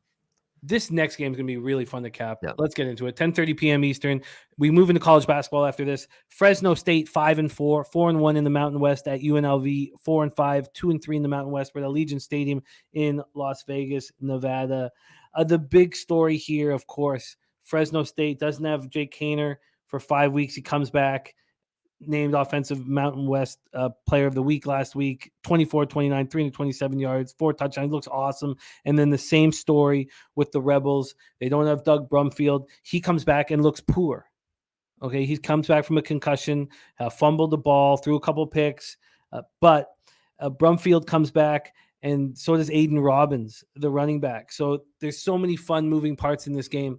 So let's break it down. We start with the line history here. In this one moves from Fresno at minus 8.5 to minus 9.5. From a totals perspective, it opens up at 58 and is shot up to 51. So let's see if the money is on Fresno and the over.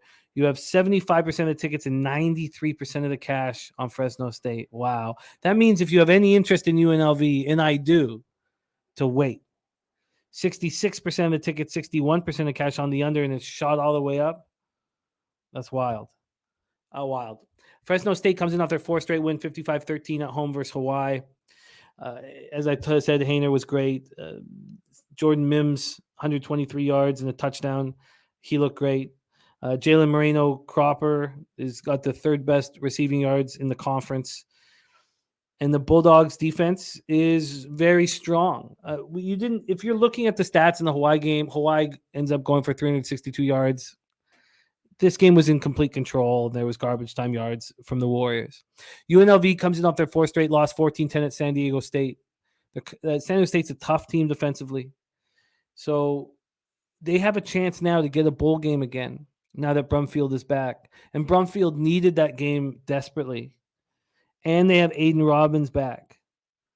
So this UNLV defense is good. It's good. They have the 3rd most sacks in the conference. They allowed 315 total yards to the Aztecs last week. And that's with turnovers and not getting the drives that they want with Brumfield. This is a fun one, and it's tricky. Take it away. Stimmy is on the over. Take it away for us, Babano, Fresno State, UNLV. Yeah, this is I lean Fresno. I lean over. in this game, but I don't know if I'll love either one enough to bet it. I don't want to step in front of Fresno with Jake Haener back necessarily.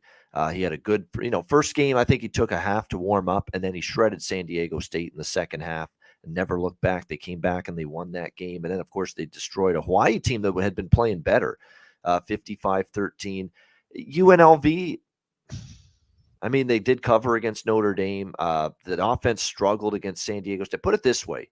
The offense has scored 7, 7, 10 in 3 of their last 4 games. And even one of them was with Brumfield last week. If they score 10 points in this game, they're obviously not covering. They're not going to be close because I don't think they're going to contain Fresno State to below 3 touchdowns. This offense is very good. Jeff Tedford, when he's been here, when Jake Haener's been on the field, this has been a point spread machine, Fresno State. I think the ATS record of when he is playing is off the charts. So I'm not really in a rush here to get in front of Fresno. But at the same time, it's 9.5. They've already bet it up. You're not getting the best bargain necessarily here on Fresno. So that's why this game is probably a stay off for me. I'm not stepping in front of Fresno, but kind of does feel like you're paying a bit of a tax. And I wish we'd have fans in there. I wish UNLV had some semblance of. It's not a very good home field. People I know have been there for home games, and that's not a home field that gives the home team a whole big boost. It's sleepy. It becomes sleepy in there. Yeah. All right. So 9.5 deemed too expensive at this point? I think certainly if it were above 10, I'd certainly lay off Fresno. I definitely have a lean that way below 10. I might put pizza money on it. We'll see. But they're really good. Like if you look at them, ATS with and without Haener, I mean that because their defense is okay. It's not great. That quarterback is just so good, especially when you see Logan Fife was so bad for them. It's just incredible the difference that they have with Jake Haener at quarterback.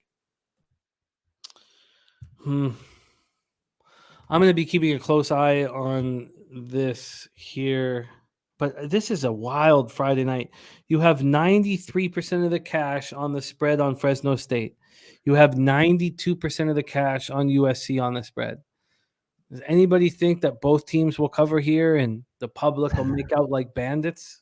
Yeah, that's the thing. Yeah. Oof. You have 75% of the cash on East Carolina. Yep. This is going to take a time.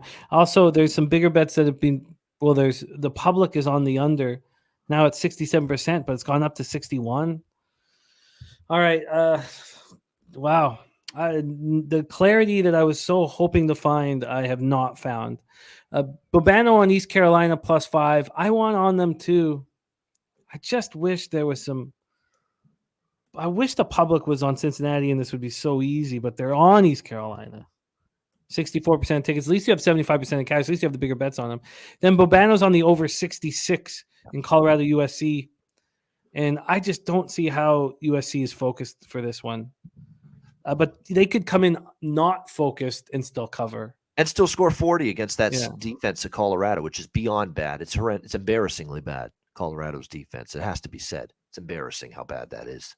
Deion Smith, you're putting the whole game, if you want Colorado to cover here, in the hands of Deion Smith to run the ball. Nunya taking Fresno team total over 35. I kind of like UNLV's defense. And now, what they haven't had the opportunity to in this 4-game losing streak is have the offense provide some long drives. Yep. And I'm not sure if that happens here. So Billy Fraser says UNLV closes the season with Hawaii and Nevada, so they lose this one tonight, and they're probably still bowling. And it's a big deal. It's a big deal to get a bowl game for this run the Rebel squad. All right, I did not help much. Thankfully, Bobano did. That's also why it doesn't feel like it's a desperation spot for UNLV, because they know they have Hawaii and Nevada in the back pocket after this game, and really they should win both of those games, quite honestly. You're right. Damn. Okay. Let's move on to college basketball here. We have 29 minutes, Bobano, before we start NBA with Dutch Boy Fresh. Yeah, we'll go rapid fire, so we get out of here by 1. Absolutely. And we have 8 games, so we have at least 3 minutes a game, and it's going to be all you. I'm going to be listening and just not even setting much of a table here for you, unfortunately. Or maybe fortunately, as it's beginning of the year and I need time to get acquainted here. Let's get rolling. We've got big games. First off, our first game at 6:30 p.m. Eastern, Michigan State Spartans versus the number 2 Gonzaga Bulldogs. This is in San Diego, California. And this game will be our live bet stream tonight with Dabby Cab and Razor Sharp picks. And they're interested in sticking around after this game for more live bet stream action. So they're going to be looking around. I'm not sure what they're going to do after this game, but Razor won't be there right at tip-off of Michigan State Gonzaga. He's coming back from work. He's rushing back, and they're going to be making moves, and then Razor's going to be making moves on a game after this as well with Dabby Cab. Well, it could be another college game because there's a lot of late night college basketball. There's the 2 late college football games. USC Colorado's a late game.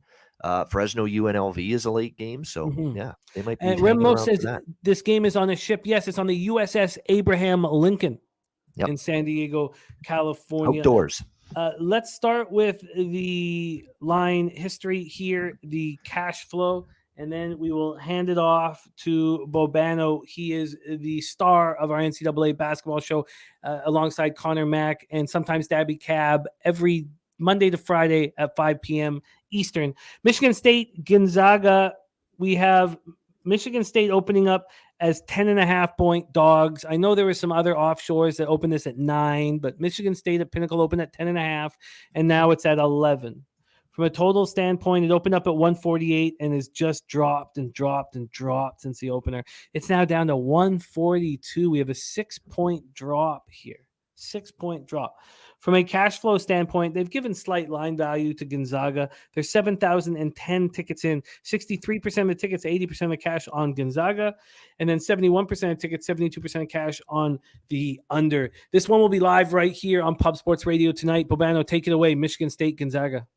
Yeah, fascinating environment. I'm conflicted side and total, honestly. I'm not betting the game. I'll just flat out say it, so I'm not going to go on belabor the point. I have a tough time trusting Michigan State, although it feels like it's a lot of points to be laying in an environment like this. I think Gonzaga is going to eat in the paint, in the low post, because they had to replace their starting center from last year, Michigan State. Drew Timme is back. I don't know if there's a stopper in the paint area for Drew Timme tonight from a Michigan State standpoint. I really don't. And if he gets rolling, it just opens things up again for Gonzaga. If they get the inside game working, they can kick it out to the perimeter, where they still have a bunch of weapons. Now they lose a couple players, of course, including Nemhard from last year, but that's still a Gonzaga team that when you look at the way they've started this year. Now, granted, easy competition the other night against North Florida, but they're knocking down threes. The inside-outside game is working. I don't know if Michigan State's ready to handle that necessarily. On the flip side here, you look at, so I'd lay the points if I had to in this game, but it's a lot of points to be laying. As far as the total goes, 147, it's been bet down a bit. That I do agree with the move down. It's going to be odd sight lines. I had some concerns about Gonzaga's defense coming into the season because they were apparently in their scrimmage games and their preseason games, they were struggling at the defensive end of the court. Against North Florida, it looked like they played a lot better their first regular season game. It sort of eased the concerns here going into this game. I think Gonzaga, just like last year, they're going to probably be a better offensive team than a defensive team. But you're talking about a unique environment, a unique backdrop here on the SS Abraham Lincoln there in San Diego. And you could see sight lines being an issue. And when you look, I believe, at the history, we haven't seen one of these, games on the ship in many, many years. But if you actually look back at the history, I think we had lower scoring games both times, that barely cracked the 140s. So I know Gonzaga is a great offensive team. They play one of the fastest tempos in the country. That's why the total's this high. But given the backdrop, given the setting, the under's taking money, and I probably agree with it. But again, I don't love the side or total enough in this game to bet either. Yeah, it's a non-traditional setting. I think the cappers that hammered the under immediately when it came out, it makes a ton of sense. Ton of sense. Bobano not moving. We are moving on to the next game, and we have 8 games here that we will be breaking down. Next up for us is the Clemson Tigers, who opened the year with a victory versus South Carolina Gamecocks. We're at Colonial Life Arena in Columbia, South Carolina. We've had a big move towards Clemson. They opened up at Pinnacle at -1.5. We now see them at -3. From a total perspective, it's dropped. Opened up at 137.5 and has dropped to 135. We get over to the cash flow for this one.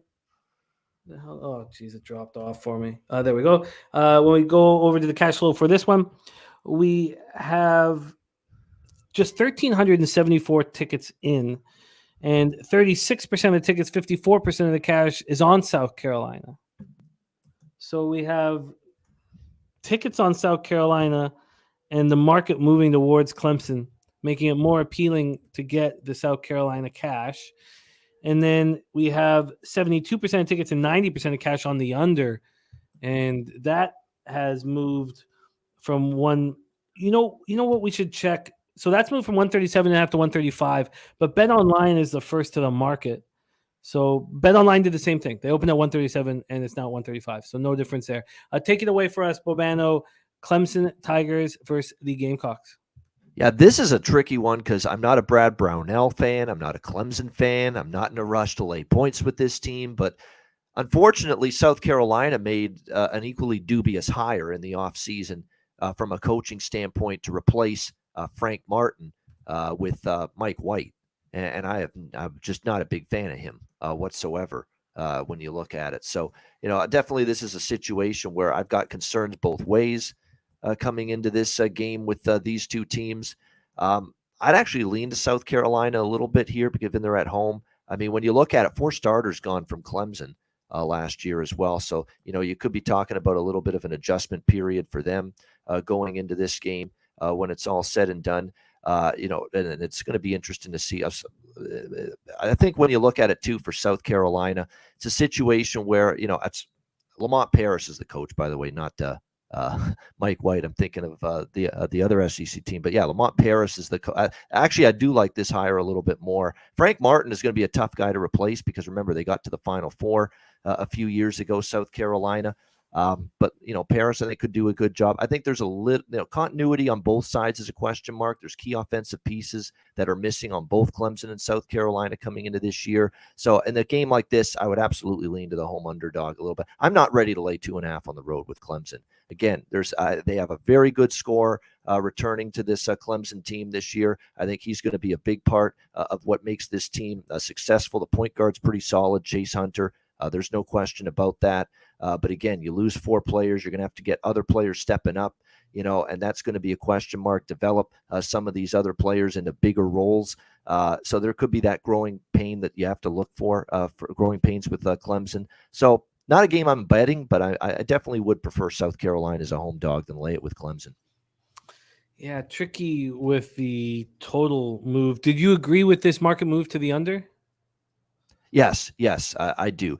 You're going to see South Carolina slow it down this year. Remember, they played very fast tempo under Frank Martin, especially the last couple of years. And I was betting a lot of overs with South Carolina the last couple of years as well. But you look at them this year, they're definitely going to look to play more a half-court style of basketball.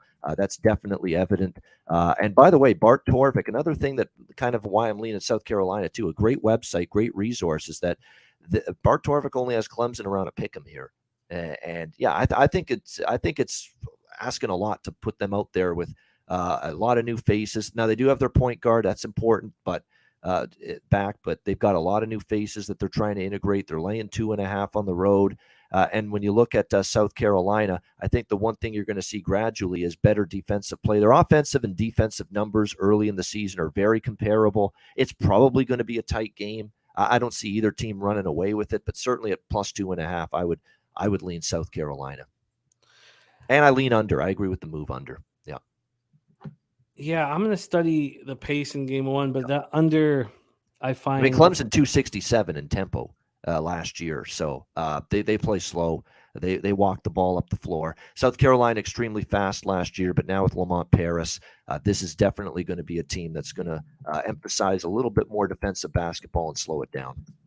I really would hesitate and study if you want South Carolina. We have a situation where we have more than half the cash on South Carolina, and we've moved from 1 to 3, and the move is just recent. So we have 36% of the tickets, 54% of the cash on South Carolina, and it's moved to 3. You have to ask yourself, why is Bobano not betting this? Why do the books want to give me a more appealing number? Why are they sitting there with open arms saying, yeah, we want your South Carolina Gamecocks cash. Here's a couple extra points for you. So you have to ask yourself those questions. And I honestly believe when you see something like that it's best just to stay off of it. We know that the books are smashing. Books are making a ton of cash. Why would we... Keep in mind, new system for South Carolina. Like they're going from up-tempo to slowing it down, new coach. That plays a role.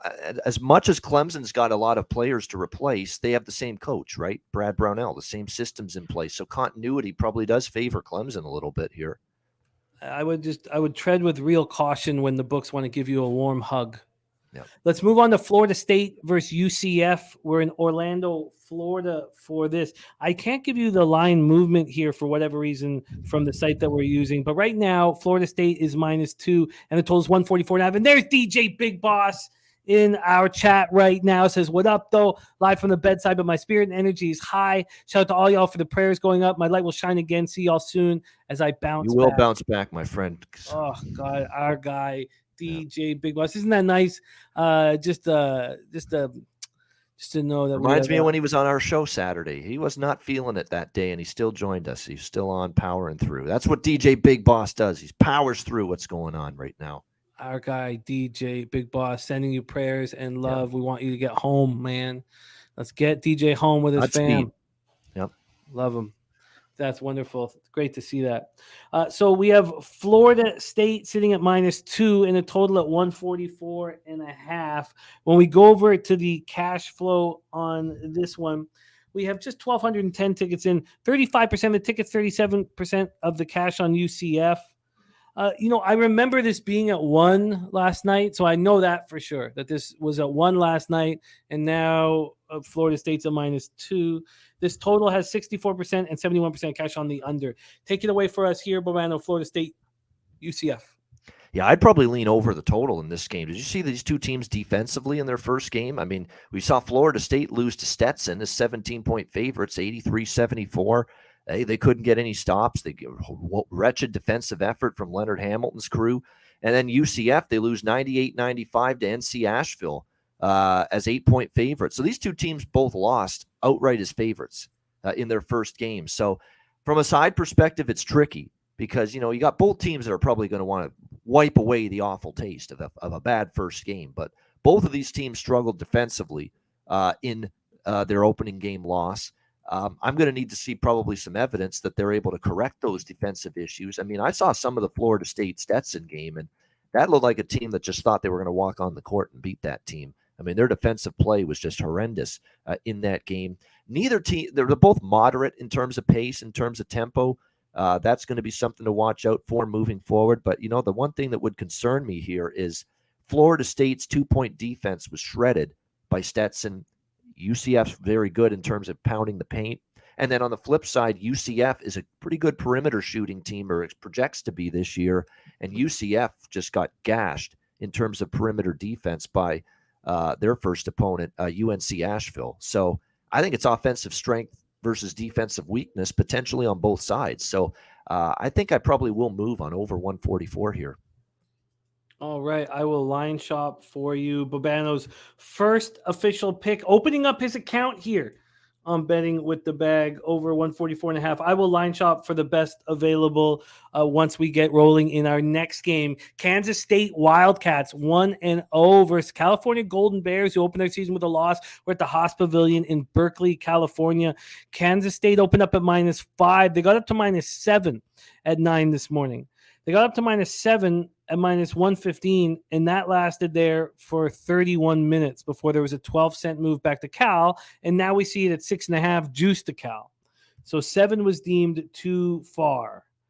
6.5 right now at Pinnacle. This total opened up at 133.5 and is now at 135.5. When we go over to the cash flow here, we have 1,740 tickets in. 82% of the tickets on K-State. 94% of the cash on Kansas State. So there's an enormous amount of belief in this Kansas State spot, but we saw it move at 7 back to the 6.5.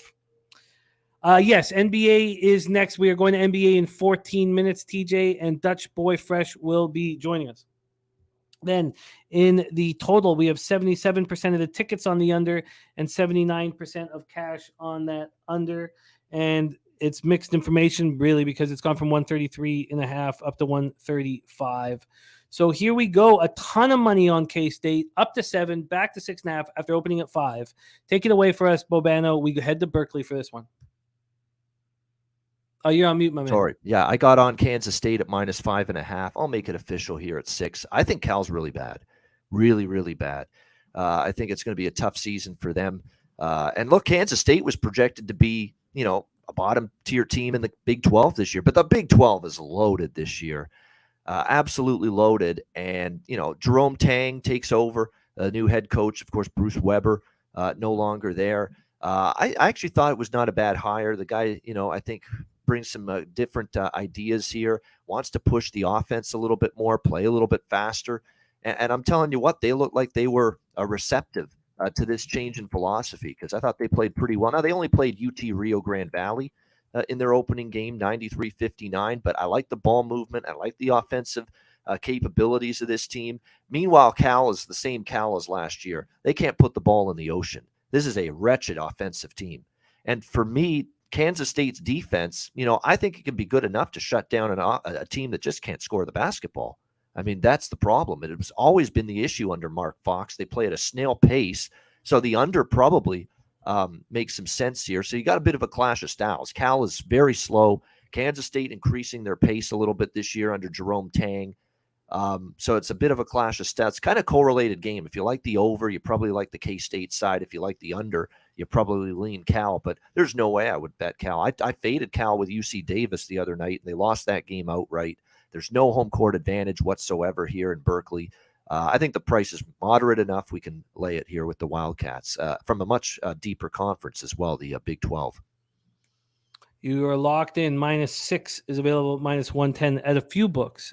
Most have moved to 6.5. We move on. By the way, over 144 -110 was the best number for that Florida State UCF total. Yeah, I found that as well. It was a little tricky because my main site wasn't showing but yeah, we got you locked in there. Next up, number 16, ranked Villanova Wildcats, 1-0 on the season versus Temple Owls. We head to Philly. This is a nice little in-state matchup here. We have Temple opening up as 5-point dogs. They got up to 6. But, the initial move was towards Villanova. Villanova, opened at 5, went to 4.5, and then jumped to 6. Back to 5.5. So, I should say the initial move was to Temple. Sorry. The initial move was to Temple as they went from +5 to +4.5, and now popped up to 6 and 5.5. From a total standpoint here, we have an opening at 135, went all the way down to 131, back at 132 right now. And when we take a look, we have 3,026 tickets in, so a nice sample size. Only 8% of the tickets are in Temple. 14% of the cash is on Temple. It's wild. Then 77% tickets, 87% cash on the under, and it's moved 3 points to the under. But interesting that all that money's on Villanova, and it hasn't really moved towards Villanova. Is there a reason why the books are still putting Temple at a decent price? This one, I don't understand. Now, look, Villanova, maybe people are fading them because they blew the cover in the final minute or two against LaSalle in their first game, because Villanova was all over LaSalle. I think they were up by 20 at one point, and they were, 15-point favorites. They won by 13 in that game. Last minute, LaSalle got through the back door. But if you watch that game, it was Villanova in control from start to finish. It looks like that with Kyle Neptune, the new head coach here, who has taken over for Jay Wright, who's moved on, and he coached at Fordham last year. And to be honest with you, people will scoff at this, but I actually thought he did a good job at Fordham, because Fordham basketball has been pathetic for years. He actually got them to be pretty competitive, I thought, last year. So I like the higher Neptune here for Villanova. both of these teams play very slow. I mean, my first thought is probably the game stays under. You've got Villanova as always a top-tier defensive team. They're expected to be that again this year. However, offensively, there were some question marks about this team, but Caleb Daniels, Eric Dixon, there's some things to like. Jordan Longino, the sophomore, Brandon Slater, another Arcidiacono is on this team. Chris Arcidiacono now for Villanova. I was impressed with their ball movement. I was impressed with their execution offensively against LaSalle, putting up 81 points, shooting a pretty good percentage. So maybe they're a better, because I didn't think they would be a great offensive team this year. It'd be a very good defensive team, but they definitely scored the ball well. And then you look at the way Temple defended or didn't defend in their loss against Wagner, very, very rough for Aaron McKee's team on the defensive end of the floor. So I still think it's an under because you're going to have two teams that are going to play in the half court, a very slow pace, both teams going toward the 300 ranking in terms of tempo right now in college basketball. So I would agree that the under's probably the way I would look in this game. I didn't touch the side, but man, after Temple lost to Wagner, and again, how impressive Villanova looked against LaSalle. Again, LaSalle covered, but only got through the back door late because Villanova took their foot off the gas. 5.5, I'd only look to the favorite here. But no official move. No official move, though. No. Yeah, this one is because I don't love Villanova against these in-city, rivalry games. Look at LaSalle. LaSalle kept playing for 40 minutes, and they got a cover out of it. What if Villanova's up 8 or 9 down, and then there's Temple's still playing hard, trying to get baskets, trying to foul, and you know what I mean? I mean, it's just I find Villanova's very erratic ATS in these matchups where they're playing these other Philadelphia schools. Let's move on to, we have 3 games left before Dutch joins us and we hammer NBA. We have West Virginia Mountaineers at Pittsburgh Panthers. We stay in Pennsylvania for this, but we head to the Peterson Event Center. We have the West Virginia Mountaineers opening up at -1. They're now -2.5. From a totals perspective, it opened up at 138 and has dropped to 136. Move over to the cash flow in this one. We have 2,168 tickets in, 83% of the tickets, 85% of the cash on West Virginia. And then 62% of the tickets and 80% of the cash on the under. Top Shelf Plays is saying under. What do you think here, Bobano? Mountaineers, Panthers? I like West Virginia here. I faded Pitt and the first game, and it obviously didn't go well. Tennessee Martin, I took them plus the points, and Tennessee Martin got destroyed by Pittsburgh. I was shocked how bad Tennessee Martin was, and I was shocked how good Pitt plays. But now we have a second game to analyze Tennessee Martin, because they played again after that against Youngstown State, and Youngstown State picked them apart. So I think we're finding out, maybe that game was more Tennessee Martin's pretty bad at the moment than it was Pitt was very good in that first game. So I think West Virginia is a better basketball team. I'm going to need to see it again from Pitt, because to me, this is still a team I'm looking to bet against. West Virginia, on the other hand, there's some question marks coming into the year about the Mountaineers. Certainly last year wasn't the greatest of seasons necessarily for Huggy Bear and the Mountaineers last year. No question about that. But when you look at it here, West Virginia, I think there's just an opportunity for them to get some things rolling here in this game. Kedrian Johnson, Kobe Johnson as well, Jamel King, James Okonkwo, Seth Wilson, among others. I think they're going to be a very good defensive team, certainly a better defensive team than Pitt saw against Tennessee Martin earlier this week. So I agree with the underlook. But my official play here is going to be West Virginia here. And I might go with the money line. I usually do this when we're talking about these very short favorites. I would just rather eliminate the laying the points and just go with the money line. So let me just take a look here. The best money line out there right now, -145 at DraftKings. I will go the money line route. All right, West Virginia -145. And interest in the under here. We have 4 minutes for 2 more games. Let's move on to the next one. We move over to American Family Field in Milwaukee, Wisconsin. Stanford Cardinal versus the Wisconsin Badgers. Wisconsin opened up at -4.5. They're now down to -3.5. And it's been gradual progression. There's been no other moves. It's gone from 4.5 to 4 to 3.5. From a totals perspective, it opened up at 136.5 and has dropped to 135.5. Move over to the total here in this one. We have 2,004 tickets in, 25% of the tickets, 53% of the cash on Stanford. So clear, sharp action, public on Wisconsin, sharp bettors on Stanford, and the line becoming more appealing for anybody who wants Wisconsin. Then 75% of tickets, 80% cash on the under, and it's dropped a point. This one seems like the sharp play is Stanford Cardinal. Do you agree with that look from the market, or what's your thoughts here? Yeah, I do like Stanford. I'll make that official here as well. I like Stanford here in this game. Wisconsin did beat up South Dakota in their first game, 85-59. Stanford kind of labored with Pacific, 88-78, but I think from a roster standpoint, this is a very good Stanford team. I think they'll be the upper echelon of the Pac-12 this season with this group. I think they made a lot of improvements with it. You look at what they've brought in. Obviously, Tyler Wall is the focal point of Wisconsin this year. You obviously have to pay significant attention to him on the basketball court. When you look at it, though, Stanford, there's a chance that they have one guy that's been nursing an injury for them, and he's their best defender. We'll see. Last I checked, he looks like he might be upgraded to play in this game, which would be significant.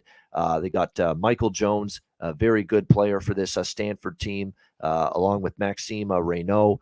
They've got a little bit more of a better bench this year coming into the season for Gerard Haas. So I think the money going in on Stanford is accurate. I had a lot of question marks about Wisconsin coming into this season. Keep in mind how much of that team last year was built on Johnny Davis and Johnny Davis big three-pointers, and now you don't have that anymore at your disposal. They're going to have to score more by committee this year, this Badgers team. I think Stanford potential to win this game outright, but we'll take the points that are being offered. +4 at -105 available. That seems like correlates with the sharp action and seems like a bet that I would like to be on tonight as well. Let's move on to the final college basketball game before we move into NBA. And we've already heard Fap Win join us. Fap Win from Australia. He gave us Wake Forest -6.5. He started the college basketball season very hot. We're talking Georgia Bulldogs versus the Wake Forest Demon Deacons. We get over to Lawrence Joel Veterans Memorial Coliseum in Winston-Salem. Let's go over to the line history for this one and get rolling for our last game on the board. Great job today, Bobano. Here we go. Georgia opening up at +6.5. Now they're at +7. This is a Pinnacle. +6.5. Now they are at +7. From a total standpoint, open up at 146.5, and we have a monster drop. A huge 8-point drop in the total from 146.5 all the way down to 138.5. Nunya, thank you for sharing your plays with us, my man. Nunya, Pepperdine -4.5. And then we go over to the cash flow for this last one, Georgia versus Wake. And we have just 769 tickets in, and it's all Wake. 82% of tickets, 97% of cash. And then from the total, 51% of tickets and 68% of cash on the over. And that total has dropped 8 points from its opening. Take it away for us, Bobano. Our last game on the card, Georgia Wake Forest. Yeah, I'm part of that steam to Wake. This is actually one of my stronger sides of the card tonight. Wake Forest laying the points. -7, -106 at Pinnacle. Let's lock that in. That looks like the best line and price right now. I think it's a big coaching mismatch. I'm a big fan of Steve Forbes. 3rd year now, head coach of Wake Forest. Did a great job at East Tennessee State before that. He is gradually, I think, building things here at Wake. Now, they're in a tough, deep ACC. So how good they finish in the conference is a big question, but I think they'll be fine for this game. They play excellent defense, and look at their first game against Fairfield, where they didn't even play great offensively. They held Fairfield to 21 of 55 shooting. They brought in a couple of good transfers, including the likes of Andrew Carr, who I think is going to make a big difference for them offensively this year. Davian Williamson, another transfer that was brought in through the portal by Steve Forbes. They're going to play great team defense. That's what you're going to get from this team. So I like Wake a lot. And to me, this is now Mike White, head coach of the Georgia Bulldogs. I was never impressed with the job he did at Florida. I thought Florida could always have been a better team, played better with him as the head coach than they ultimately did. I thought he kind of underachieved with that group. And I think watch now with Todd Golden coaching Florida, coming over from San Francisco where he did a nice job there. You watch him get more out of that Florida team than Mike White did. I'm not a big Mike White guy. And Georgia is still a mess. They're a horrible team. They were last year. Tom Crean, that era didn't go well. He got let go. And I don't know if Mike White's the job to clean up, the guy to clean up the mess here with Georgia by any stretch of the imagination. It's a team that's going to struggle to score points against good teams. Hell, they only got 68 points against Western Carolina at home, the same Western Carolina team that got ripped apart by Maryland last night. That doesn't bode well. It's going to be a rough time for them to struggle to put points on the board. They were awful defensively last year. Now, they were good defensively in the win against Western Carolina, but going from them to Wake Forest, it's not even close. I think Wake Forest can get a double-digit win. I'll lay the 7. Laid and locked in. You are there with FAP win -7, -106. Let's review all action in NCAA basketball. Our guy DC Capper, he gave us Gonzaga -11.5, Lafayette, UL Lafayette, Louisiana Lafayette -2.5, West Virginia -2.5. Those are his 3 looks. He went 3-0 yesterday, sharing his action with us. Then Bobano gets his card started here with the over 144 in Florida State UCF. He's on Kansas State -6, West Virginia moneyline, Stanford +4, and the aforementioned Wake Forest Demon Deacons at -7. I'll review all of Bobano's action across the board. And I have way more bets than that, obviously, on the college bat, but I'm going to save them for 5:00 p.m. Eastern. Connor Mack, college basketball net profit. Make sure you join us for that right after NBA Pub Hub, which I'll also be part of later today at 4 p.m. Eastern. So join us for that later. And stay tuned now for Dutch. He's not on the NBA Pub Hub, but he's ready to deliver the winners here for an NBA Friday. Thank you for all of your hustle. Have great shows this evening. And go out there and get that cash, Bobano. Follow him on Twitter at Bobano and catch him 2 shows today, 4 p.m. and 5 p.m. Eastern. Be well, Bobano. All right, guys. Good luck this weekend. See ya. We move on to NBA, and should have been a 5-1 day yesterday, but we take the 4-2. Got too cute with the Hawks. I still cannot believe it. First quarter final score 29-20, and I move on the race to 20 and lose it. But we cashed Mavericks first quarter -1.5. Lose on the Hornets team total under 101.5. Cash Blazers team total under 109.5. Cash Portland, New Orleans Pelicans under 224.5. Cash Philly Atlanta under 22.5. And a much needed winning day in NBA. And let's make it 2 in a row. We have the perfect guest to bring us winners. Please welcome to the show direct from Las Vegas, Nevada, Dutch Boy Fred.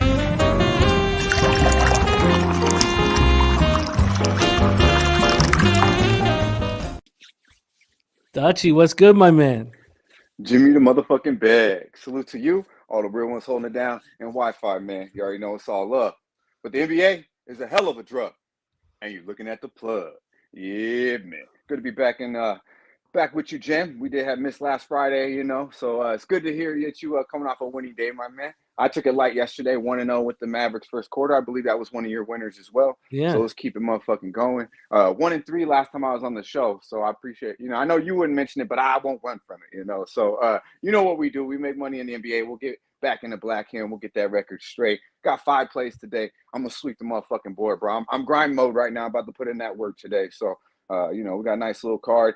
Salute to Bobano as well. Motherfucker's a machine, man. Dude's a machine. Real talk. Fighting the good fight. I love these Fridays with you, Dutchy. Let's get right to work. 7 p.m. Eastern. Denver Nuggets 8-3, 4-3 on the road to the Boston Celtics. 8-3, 4-1 at home. We're at TD Garden in Boston, Massachusetts. Both teams 4-1 over their past 5. Denver playing at a pace of 102.60 possessions a game, while Boston 4-1, 100.7 possessions a game. Let's quickly look at the line history, talk about the cash flow, and set a quick table for Dutch. Boston opened up -5 at Pinnacle. They're now -4.5. From a total perspective, it opened up at 232.5 and has dropped to 230. We go over to the cash flow here. We have, move up here. We have full line value on the Denver Nuggets, the only spot on the board that has full line value. 8,650 tickets in, and all the money coming in on the Nuggets. 46% of the cash, 46% of the tickets, 84% of the cash. Then the total is a coin flip. 48% tickets on the over, 49% cash on the over. No help there. Boston comes in off that dominant 128-112 win at home over Detroit on Wednesday. They've won 4 straight. 31 from Tatum, 30 from Brown, and then Sam Hauser puts up 24. Undrafted Sam Hauser. Brogdon didn't play in the second half due to right hamstring tightness. I don't know if you have his status here for tonight, Dutch. Denver comes in off a 122-119 win at Indiana on Wednesday night. They've won 4 in a row, 6 of 7, and Jokic was in foul trouble all game and still put up 11 in the final 9 minutes to secure the bag. Take it away for us here. Nuggets, Celtics. Yeah, well, to get started, no Brogdon tonight. But yeah, man, Hauser been housing him, bro. He been coming off the bench. He been stroking it in the corner. They need a solid, reliable 3-point shooter. He might be that guy. Obviously, they got Pritchard a little more streaky as well, but they got Derek White off the bench. They got the Celtics now starting Smart, Brown, Tatum with back with Williams and then Horford. So they're more bigger now. They got White coming off the bench. I understand people liking the Nuggets here, but I don't trust these motherfuckers, especially on the road. And I just think Boston Celtics are a better team. I believe they're playing great basketball right now. They match up very well against this team as well. I do believe it's going to start with the perimeter. Smart, Brown, and Tatum. Man, get the fuck out of here, bro. They're going to shut, in my opinion, they're going to be the difference maker when it comes down to Caldwell Pope, Murray, and Michael Porter Jr. I think they'll outplay them 3. Joker will obviously do his thing. But I believe that will be the key to the game is those 3 perimeter players. And I think Boston's bench, they've been shooting lights out from the perimeter as well. I'm on the Celtics here, -4, -120.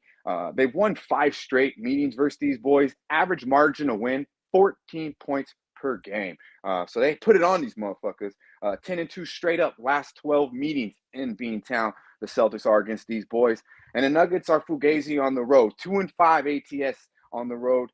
This season, 1-5 ATS last 6 in Boston. I believe the Celtics, obviously I'd like to have Brogdon out there. I think Derek White back in his position coming off the bench will be fine.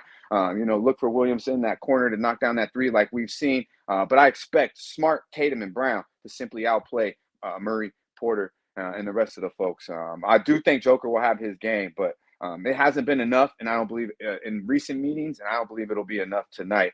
Celtics going to handle home court and beat this team. -4, 120. Good money.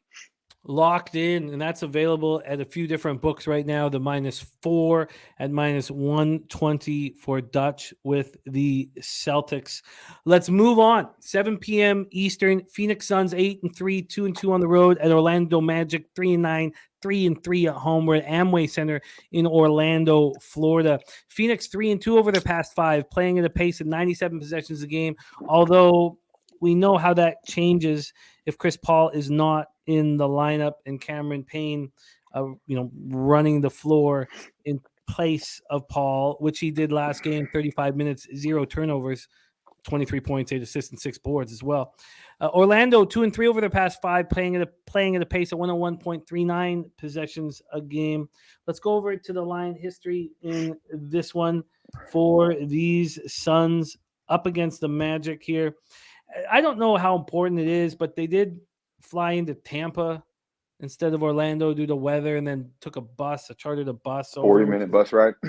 Yeah, I mean, yeah, it took a little longer for us, but then I got the kids in the back when we did the drive. Yeah, maybe 50 minutes, hour top. So it's not that long though.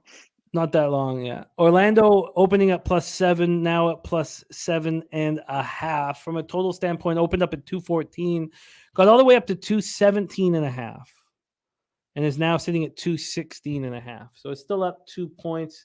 And then from a cash flow situation here, just 3,013 tickets in, 47% of the tickets, 61% of cash on the Phoenix Suns. Then you have 21% of the tickets, 29% of cash on the under. And we've watched it go up. Suns coming off their second win in 3 games, 129, 117 in Minnesota. They look very good. Booker 32 and 10 assists. Mikal Bridges goes for 31 and 9. This is going to be game 3 of their 4-game road trip. We already talked about campaign. Magic coming off a 90-47 win at home versus Dallas on Wednesday night. Chuma Okeke was a monster, absolute monster. He defended Luka Doncic and handled it very, very, very well. It was impressive. And Paolo Banchero, day to day, Mosley said he's moving around a little bit, but probably more sore than anything. I don't know if you have the latest on the very likely rookie of the year this year, number 1 overall pick, Paolo Banchero. Take it away for us, Dutch Suns Magic. Yeah, I'm a big fan of Banchero, man. I like this kid a lot. I do. I like his mentality. I like his, his physique, his body, everything that he has. I like an awful lot. I think we're gonna be seeing him doing work for an awful long time. This game has a question mark on it for me, Jim. I most likely will be on the Orlando Magic here, but I have no action on this game at this time. A lot of question marks, but I believe it is a Magic spot here. I like what I'm seeing out of this team. I like Bo. I really do like this motherfucker. And then, of course, we've already talked about the Rookie of the Year. They got guys, man, that can show up and play. They're missing a lot. I don't know how well coached they are, to be quite honest with you. But I believe that the Suns are going to be tired, obviously, smacked around Minnesota without CP3. I want to know if CP3 is going to be in the lineup. I want to know if Banchero is going to be in the lineup. Obviously, CP's in the lineup. We could even get a better number. It's already moving in Orlando's favor, for the plus points wise. So I'm going to sit back and wait on this game. But I believe by tip, I could be on Orlando Magic here. A big win against the getting 7.5 against the Mavericks. I think they might carry it over a little bit and play a little bit, hard. I think they might care a little bit more about this basketball game than the Phoenix Suns. So you can give me a touchdown and a half, maybe 8. I might have to be on the Magic here. Would you find this more appealing if Chris Paul was in the lineup and you got a 9? Exactly. and the way CP3 is, I wouldn't be surprised if he plays today. He's old as fuck. I'd sit his ass, but I have a feeling he might be out there. Interesting. I can completely understand the plan here. And Magic are a team that I'm not. Excuse me, Jim, but I'm not. Magic are a team that I'm not rushing to bet on. Okay, so it has to be pretty fucking appealing for me to want to put my money on them.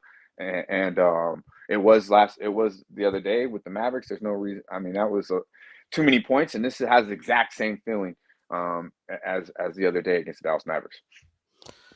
Yeah, I agree. All right, let's move on past this. A possible look. You got to follow Dutch's Twitter. A possible look on the Magic. Yeah, I'll tag you if I hit this. Cool. Lock it in. Right. We move on. 7:30 p.m. Eastern. Detroit Pistons 3-9, 0-6 on the road at the New York Knicks 5-6, 3-2 at home. We're at MSG, New York. Detroit 1-4 over their past 5, playing at a pace at 100.5 possessions a game, while the Knicks 2-3 playing at a pace at 101.5 possessions a game. Let's go over to the line history in this one right now. Move it over here. We go. We have the Pistons opening up at +7. They're now +8.5. From a totals perspective, they opened up at 224.5. It's now at 225. This Pistons team must drive Casey wild. They're not playing defense, and that's all Dwayne Casey wants to do. Is that what he coaches? Dating back 50 years. Dating back 50 years when they were smoking cigarettes in the Kansas City locker room. Tuan Win. What up, Tuan Win? Thank you so much for the dono. And he has a question. He says, do you have any concerns the last 2 matchup between Celtics Nuggets? Nuggets didn't have MPJ or Murray. Do you expect something different today? I do, but I don't trust them against Brown, and like I said, the perimeter.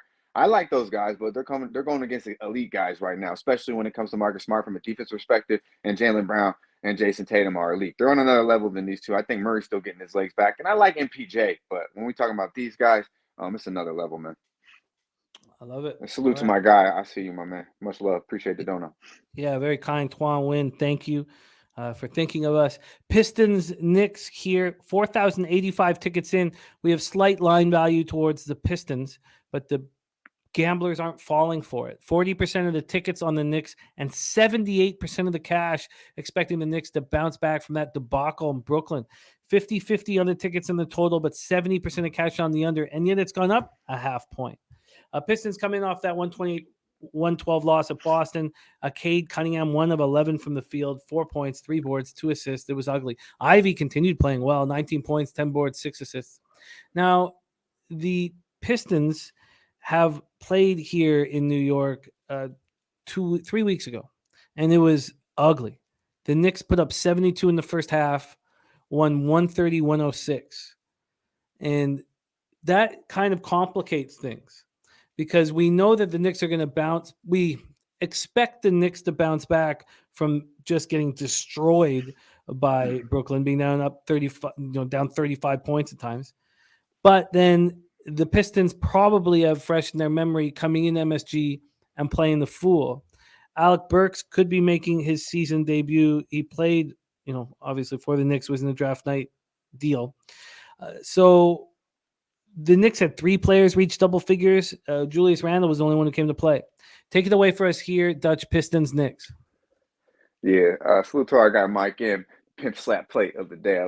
One of the better names, Jim, in the little naming industry. But yeah, man, I see, man. He's got some good stats on the Knicks here. And I do think, real quick, I think I seen DJ Big Boss in there, man. Hopefully you're all as well, my man. Feeling better, my guy. Salute to DJ Big Boss. But yeah, Jim, this game, this is where I just need to stop getting in my feelings and just be a fucking gambler, right? Because I'm a little salty at the New York Knicks right now. I was on them plus 3.5. I ain't gonna run from that shit. I've been on them a couple times. They've won me some good money, but of late, I've got smacked the fuck around with the New York Knicks. And I'm salty. I don't like it. But I do believe this is a Knicks spot here first half. I have not bet it.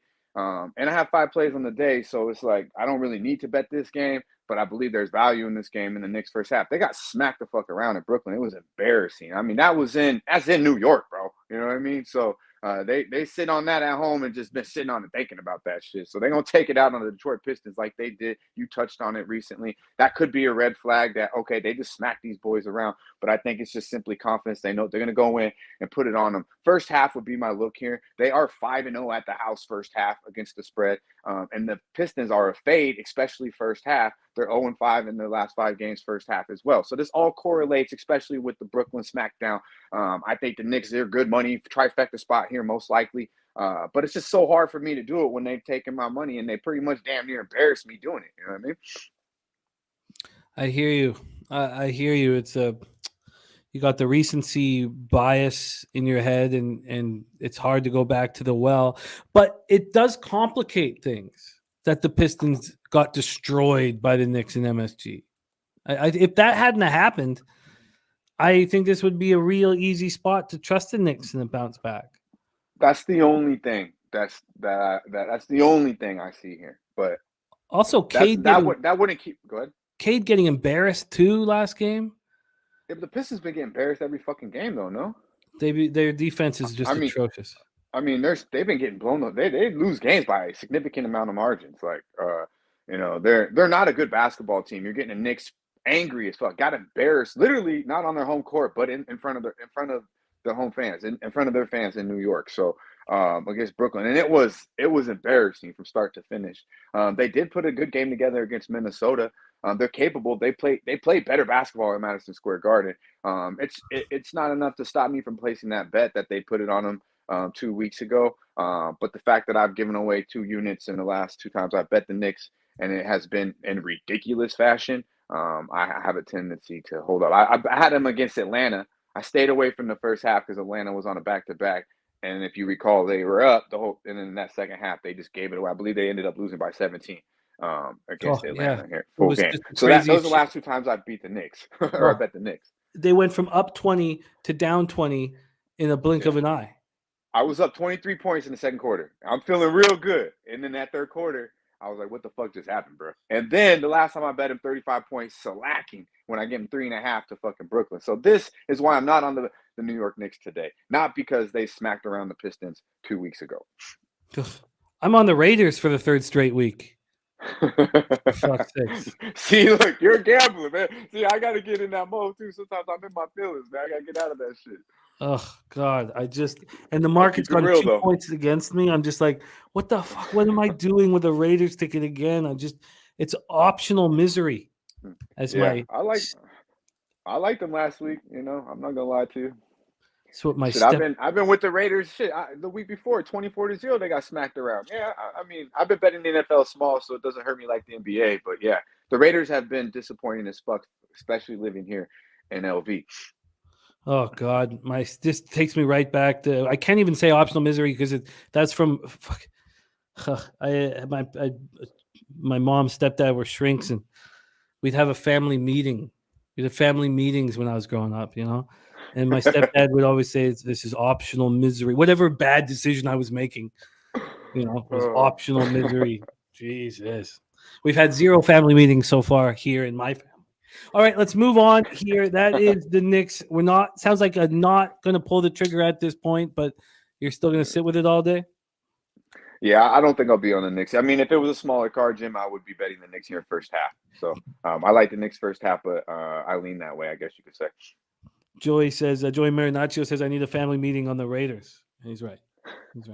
All right, let's move on. 8 p.m. Eastern, Toronto Raptors 7-5, 2-4 on the road to Oklahoma City Thunder 4-7, 3-3 at home. Paycom Center, Oklahoma City, Oklahoma. Toronto 3-2 over their past 5, 100.6 possessions a game, while OKC 1-4 over the past 5, 101.18 possessions a game. Let's move over to the line history here in this Raptors game. We have the Raptors opening up as 5-point favorites. That's exactly where they are right now. It's gone up to 5.5 a couple different times, but right now it's at 5, and at 5 it's juiced to the Thunder. Then we have this total opening up at 220, and it's now at 219 and a half. 5,043 tickets in, 47% of the tickets, 67% of the cash on the Thunder. Sharp money on the Thunder, and market moving slightly towards them. 59% of tickets, 99% of cash on the under. It's only moved a half point towards the under. The Thunder always play us hard, and Shea always saves big games as the Canadian boy when he plays the Raptors. The Raptors coming off a 116-109 win at home versus the Rockets on Wednesday night. It was just a very tough game for me to watch because I expected the Rockets, because they were coming off shooting the lights out. I was like, they're not going to be able to do that against this Raptors defense. I had the Raptors first quarter and first half. Thank God I had the Rockets team total under 54.5. But the Rockets scored 37 points in the first quarter and didn't get there. It went 17 in the second quarter, and I cashed that under 54, and it was just very difficult to watch. Van Fleet goes for 32, but that's not the story in Toronto. It's all OG. All we want to talk about is OG.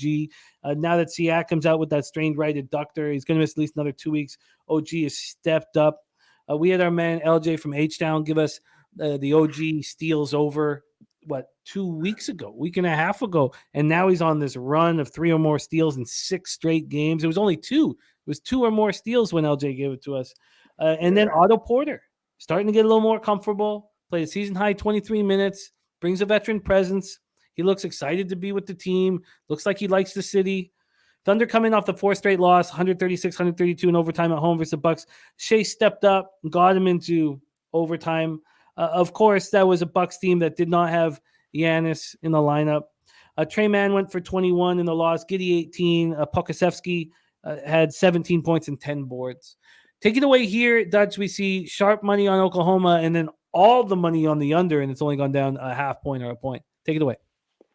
Yeah, man, it's about that time, Jim, for me to drop a fresh prop. I'm going to get into the prop market. I haven't done too many props either. I've only done 2 props this year so far in the NBA, and we're going to open up the betting with the bag prop right here. And you touched on it, man. You said his name twice, so let me say it the third motherfucking time. Shea, Mr. Alexander, this could be a square play, but call me what you want. I'm going to the motherfucking window, and we're getting paid off of it. 33 plus 5 of the last 6 games, Jim. He's averaging 31.6 points per game, 4 rebounds, 5 assists, 53% from the field goal range. All right, and you touched on it. This is where he's from, Toronto. Obviously, it's not in Toronto, but he sees that North Jersey. He brings a little something, and he hasn't played a couple times. He hasn't played 2 of the last 3 games as well against them. The last meeting he did drop 26 and 9 against them. Shoots elite percentage from the free throw line as well. 12 of 12 he was. So I expect over 27.5 minus 120 to be very easy. He's getting 30 very easily, I believe, in this game. He's fucking smooth, man. I like this kid an awful lot. I believe this game is tough from a side perspective. I lean OKC here. Obviously, you touched on it, they've lost 4 straight, but they still do cover. But I mean, Toronto, OG, I like points, rebounds with OG as well. It's a little up there as well, but without Siakam, OKC suspect on the rebound in aspect as well. And I believe OG is going to get what he wants. So if you want to bet something from a Toronto perspective, I do like OG. You touched on how much he's been doing it. Shout out to LJ, did drop over plus 3 hundo, I believe it was the last time these boys played on NBA Pub Hub for the steals. So yeah, man, look at that as well. But yeah, I love Shea here over 27.5 minus 120. I think this will be a good competitive basketball game. But Shea will definitely get his. Over 27.5 points from Shea. Joey Work in the house. Great to see you, Joey. Been too long, my man. Great capper. Hope Missed you're on your phone, Joey. That work play of the day. I miss it, man. Back in the day when I was down in Costa Rica, we 120 for Dutchy. Let's move on to the next game on the board. 8 p.m. Eastern. Milwaukee Bucks 10-1, 3-1 on the road at the San Antonio Spurs 5-7, 2-5 at home. We're at AT&T Center in San Antonio, Texas. Milwaukee 4-1 over their past 5, hitting at a pace of 100.8 points per game. Possessions per game. San Antonio 0-5, 101.29 possessions a game again over the last 5. Go over to the line history here in this one. Bucks Spurs. We have the Spurs opening up plus 1.5, and they're now minus 2. From a total perspective, it opened up at 229. It's now 219. I mean, that can only tell us one thing. We know that Giannis Antetokounmpo and Drew Holiday missed the last game they played, that double overtime win against the Thunder, but that must mean they are both out again. Is that right? Yes. They're both out again. Javon Carter, what a monster. 36 points and 12 assists. Getting a chance. When he woke up. It was impressive. And Brook Lopez continues to play better ball than we saw from him last year, 24 and 13. Spurs coming off their 5th straight loss, 124-122 in overtime at home to Memphis. They played well. Puedel and Vassell both went for 22, and they just didn't have enough. They're a tricky team to fade at home, and you want to fade them when they're big dogs. I don't think you want to fade them when they're favorites. That does not seem like a fun situation. Let's take a look at where the cash lies in this one. We have 5,459 tickets in, 50% of the tickets, 67% of the cash on the Spurs. And then 57% tickets, 74% cash on the under. Take it away for us, Dutch. Bucks, Spurs. Yeah, this is one. I try to do a lot for you, Jim, but this one I can't do nothing for you, bro. It's too many questions, man. I got to back with this motherfucker, man. I get it. I absolutely get it. This is pretty ugly. And again, you don't want the Spurs as a favorite. I mean, it's nuts. Nah. Let's move on to 9:30 p.m. Eastern. Minnesota Timberwolves 5-7, 1-2 on the road at Memphis Grizzlies 8-4 and 4-1 at home. FedEx Forum in Memphis, Tennessee. What a train wreck in Minnesota. It's unbelievable watching this happen, and everybody can blame somebody else, but it is awful to watch. And I thought surely they were going to bounce back against the Suns early. And I couldn't have been more wrong. And we're at FedEx Forum here in Memphis, Tennessee. Minnesota 1-4 over their past 5, 102.7 possessions a game. Memphis 4-1 over their past 5, 99.53 possessions a game. Timberwolves coming off that second straight loss, 129-117 at home to the Suns. They showed nothing, no heart whatsoever. And I've been calling for Karl Anthony Towns to show me heart, I guess, since he joined the NBA. And he's just not done it ever. You had Gobert. We had spots with Gobert going up against Utah. We're like, are the Minnesota Timberwolves going to fight for their new player? Nope. Grizzlies coming off a 124-122 overtime win at San Antonio on Wednesday. They struggled late against San Antonio, and we saw that in person. We watched Memphis play San Antonio in person at our Pub-A-Palooza, and the same thing happened. Let's take a look at the line history here. You have Minnesota opening up as 5.5-point dogs. They're now 4-point dogs. From a total perspective, it opened up at 236. It's dropped to 233.5. And then from a cash flow perspective, 6,216 tickets in. It's 50-50 on tickets. There's only 52% of cash on the Grizzlies. The only thing that there is a consensus with is the under. 75% of tickets and 80% of cash on that under. Mike M says Grizzlies are 14-1 against the spread at home against conference teams with at least a day rest. And Timberwolves are 3-16-1 against the Grizzlies coming off a loss if the total is between 202 and 240. Boogie Main looking at Grizzlies first quarter says Desmond Bane over 8.5 rebounds and assists. What a just a garbage fire over Minnesota. The problem is expectations. It's a problem in everything in life. Right. If you have unreasonable expectations, which I didn't realize that we had. I wasn't even that high on them, but I was excited to watch them play. Take it away for us, Dutch. Timberwolves, Grizzlies.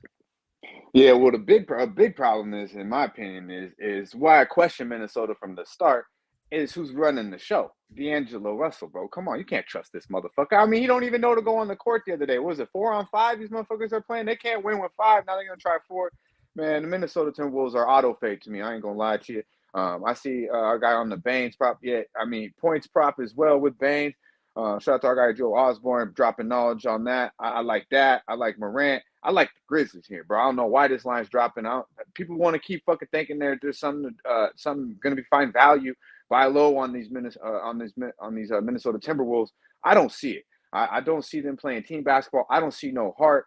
And like I said, I do not trust D'Angelo Russell out there at all. And we can't trust Anthony Towns. This boy Edwards ain't what we seen last year. He's not playing aggressive. He's obviously complaining about the paint being too packed up. Like Rudy Gobert I don't know what the fuck they were thinking in the first place getting this guy, giving up all that, because he's obviously not that. It didn't take me to see him in Minnesota to know this. But yeah, man, are they underachieving? Absolutely. But to me, I didn't expect too much from these boys in the first damn place. But yeah, man, the Grizzlies -4 is good money. They've won 4 of the last 5 meetings, average margin of win, 14 points per game. This year, they're 8-2 as a favorite, 7-1 straight up last 8 meetings in Grind City. The Wolves are 0-6 ATS last 6 versus a team with above 500 record, and 1-5 ATS overall last 6, and 6-14 ATS last 20 meetings. So I don't see nothing fucking changing. Of course, I'd like to see. We haven't seen Jaren Jackson all fucking year. They worked with that. Adams is in there. Clark's playing his thing. As long as you got John Morant, Baines out there, this game should be probably out a little bit blown the fuck out in the fourth quarter, if you ask me. I just do not trust Minnesota. They're soft as fuck. And Memphis brings it at the house. So give me the Grizzlies -4 all motherfucking day. You can have -4 at -103. You can have -3.5 at -112. Yeah, let's go ahead and what's 3.5 -112? Yeah. Yeah, let's do that, man. Let's do that. I don't. That's pretty low. I don't like those hookers, but I'm gonna take this one. Makes sense to me. All right, love it. We have Dutch locking in on the Grizzlies -3.5 and -112. Market. That's crazy, man. A lot of money on the Minnesota, huh? Well, it's not. I'm not scared, money at this point. This is where you have to start. Being a private eye. But the books are certainly opening their arms to Grizzlies cash right now. It's going to be add another level of intrigue in this game.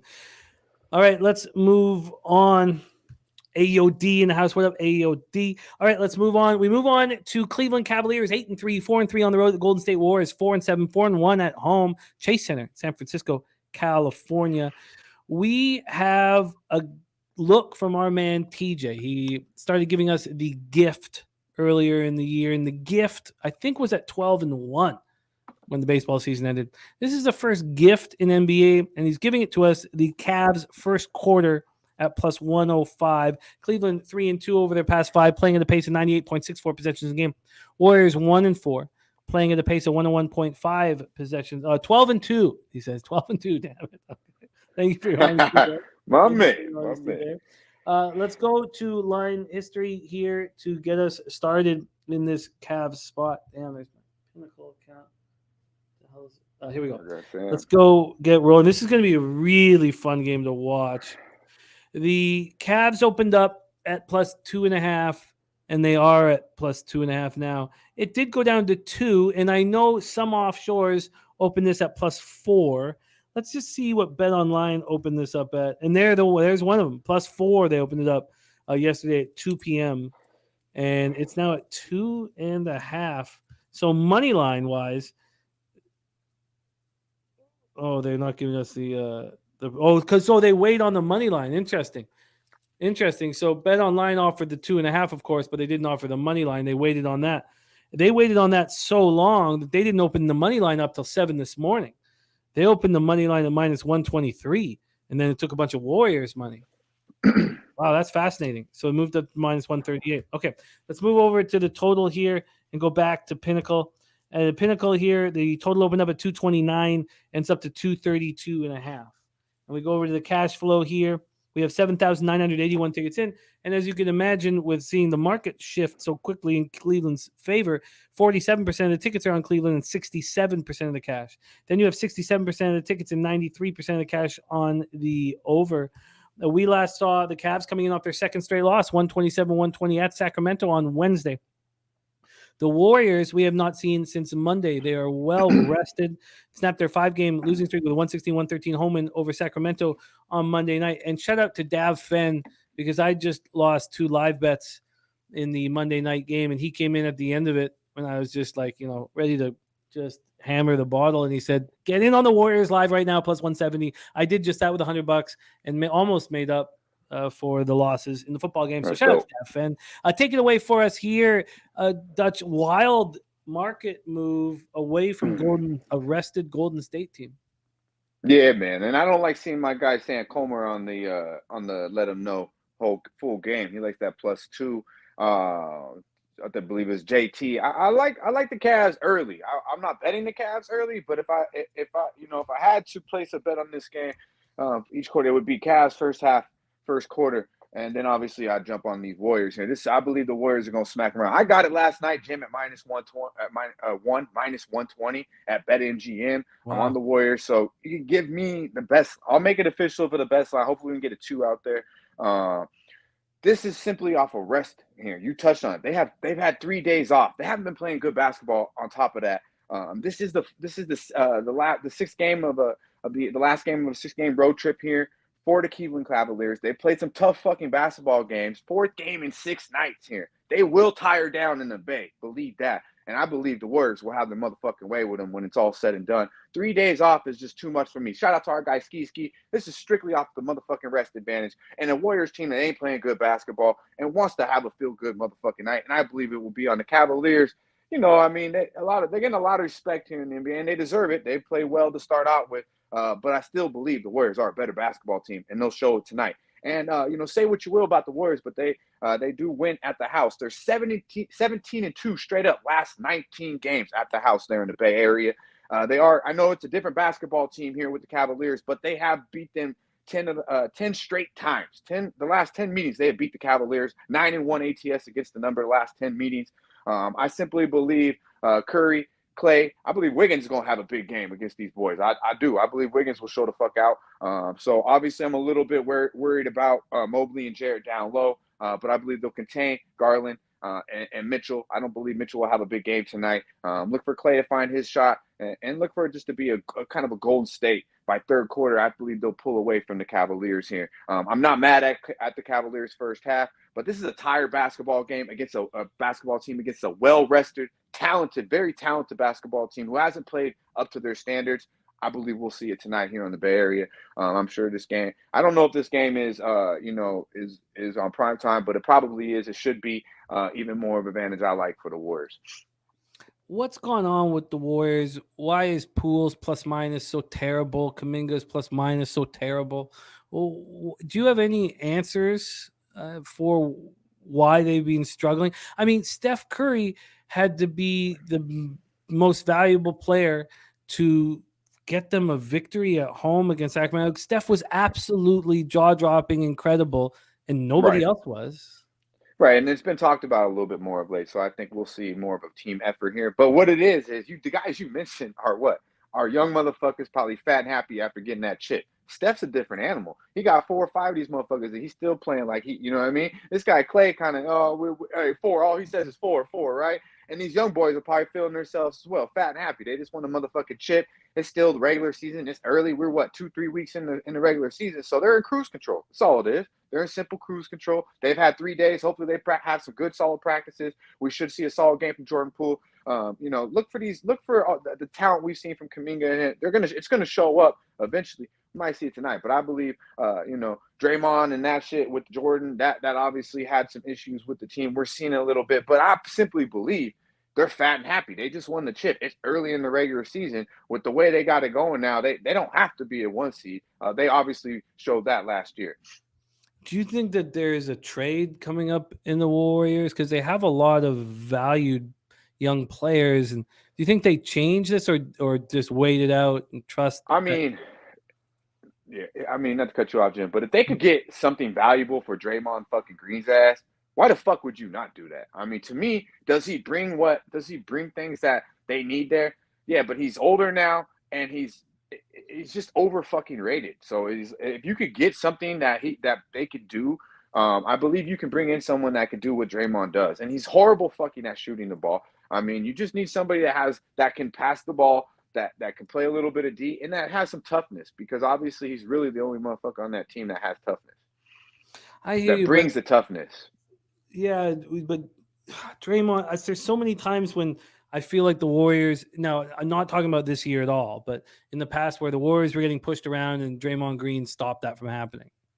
You know, Right. So you got to bring in someone who's an enforcer. So, but Draymond ain't ain't really all that to me, man. I've never been that high on Draymond. He fits this team perfectly, but I believe you can find someone else that does what Draymond does. Okay, and probably a younger version of what Draymond does, and probably a little bit more prolific on the offensive end. Because let's just be honest, this motherfucker's horrible when he shoots the. I mean, it's so bad watching this guy shoot. It's just like, it's literally like a fucking straight line drive.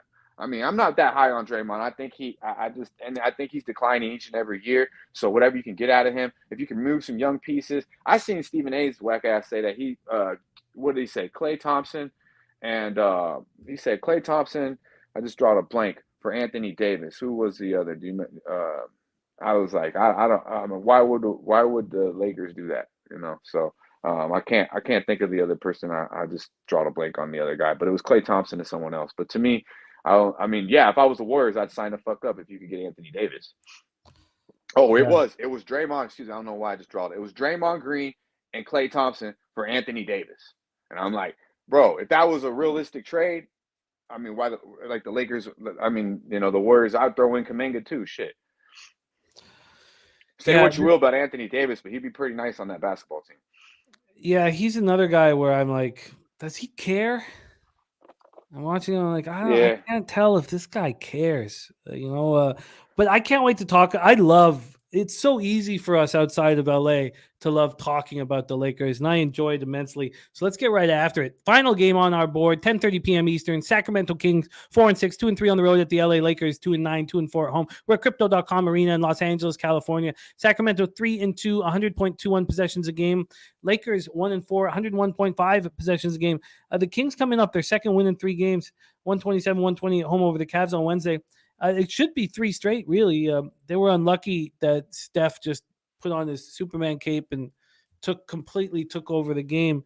Lakers coming off their 4 straight loss, 114-101 at the Clippers on Wednesday night. And now there's no LeBron to look disappointingly over at his teammates. And that probably helps the Lakers here.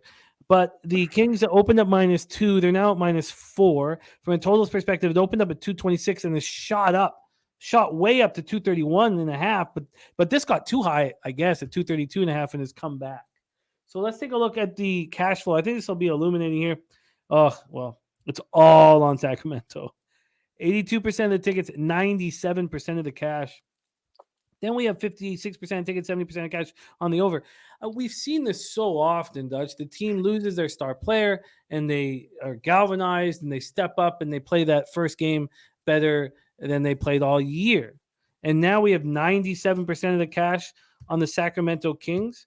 I mean, is the public just going to reap all the rewards of this, or do you think the Lakers are capable of stepping up without the King?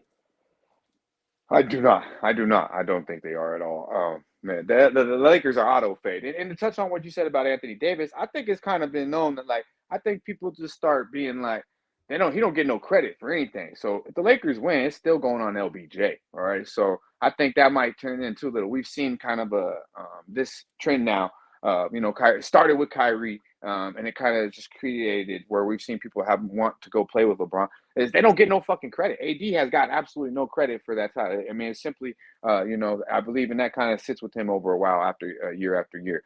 So maybe that could take a little bit into his play. And obviously, he can't stay fucking healthy. But I don't buy into this shit. I don't. Obviously, the numbers You said those numbers, and yeah, man. I mean, the public has to win some fucking time. I got this at -2, -120. I like the way the Sacramento Kings are playing. I like the chip that De'Aaron Fox is playing with. I mean, if you've seen that motherfucker pull up in Orlando, I mean, that was a beautiful thing. And they've only taken it. I mean, they play well. This kid Herter is playing great basketball as well. They got Harrison Barnes still there, knows the system, and I just think I'm bigger on Sabonis than most. Obviously, they could use a little bit more rebound, a little more bigs. But against an LA team without any bigs, all they got is Anthony Davis, and he's bitching about not having a big. It seems to fit pretty well here. I just don't like what the Lakers are doing. I don't think they're going to be better without LeBron James. I could think maybe, okay, you bring Russ into the starting lineup, we could see some things happen here. But Darvin Ham says he's still going to bring Russ off the bench. So go ahead. I don't know what the fuck's going on here. But I like the Sacramento Kings. I think the Sacramento Kings are a bet-on basketball team. 7-3 this year against the spread, Jim. 4-1 ATS on the road this year. And the Lakers are 2-9 against the spread this season. 3-8 straight up at the house last 11. 1-4 ATS last 5 meetings at the house versus these Kings. And they've lost 4 straight basketball games, Jim, by an average 16 points per game.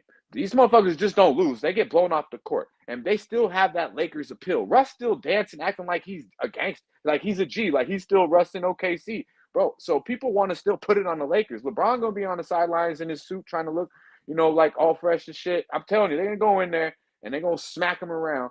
And it don't matter how much money, how much public's on it. The Lakers are a fade. The Sharps want to keep backing, the Sharps, whatever. They want to keep finding a way to back the Lakers.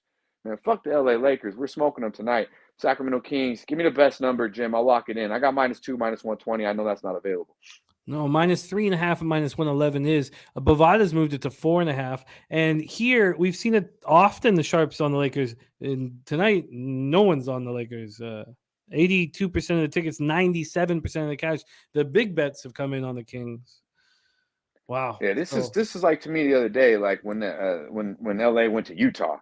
I just didn't understand that line. And you see what happened. They got smacked the fuck around. So, I mean, people want to keep overthinking this shit. I mean, unless there's just some serious fuckery, there's no way, in my opinion, that the Lakers beat the Sacramento Kings. I mean, they've had their way with them of late. Now you're going to take out LBJ. I mean, they could try to show up, but they just don't got the guys, bro. That's what it is. They just don't have the guys. They don't have the guys with LeBron.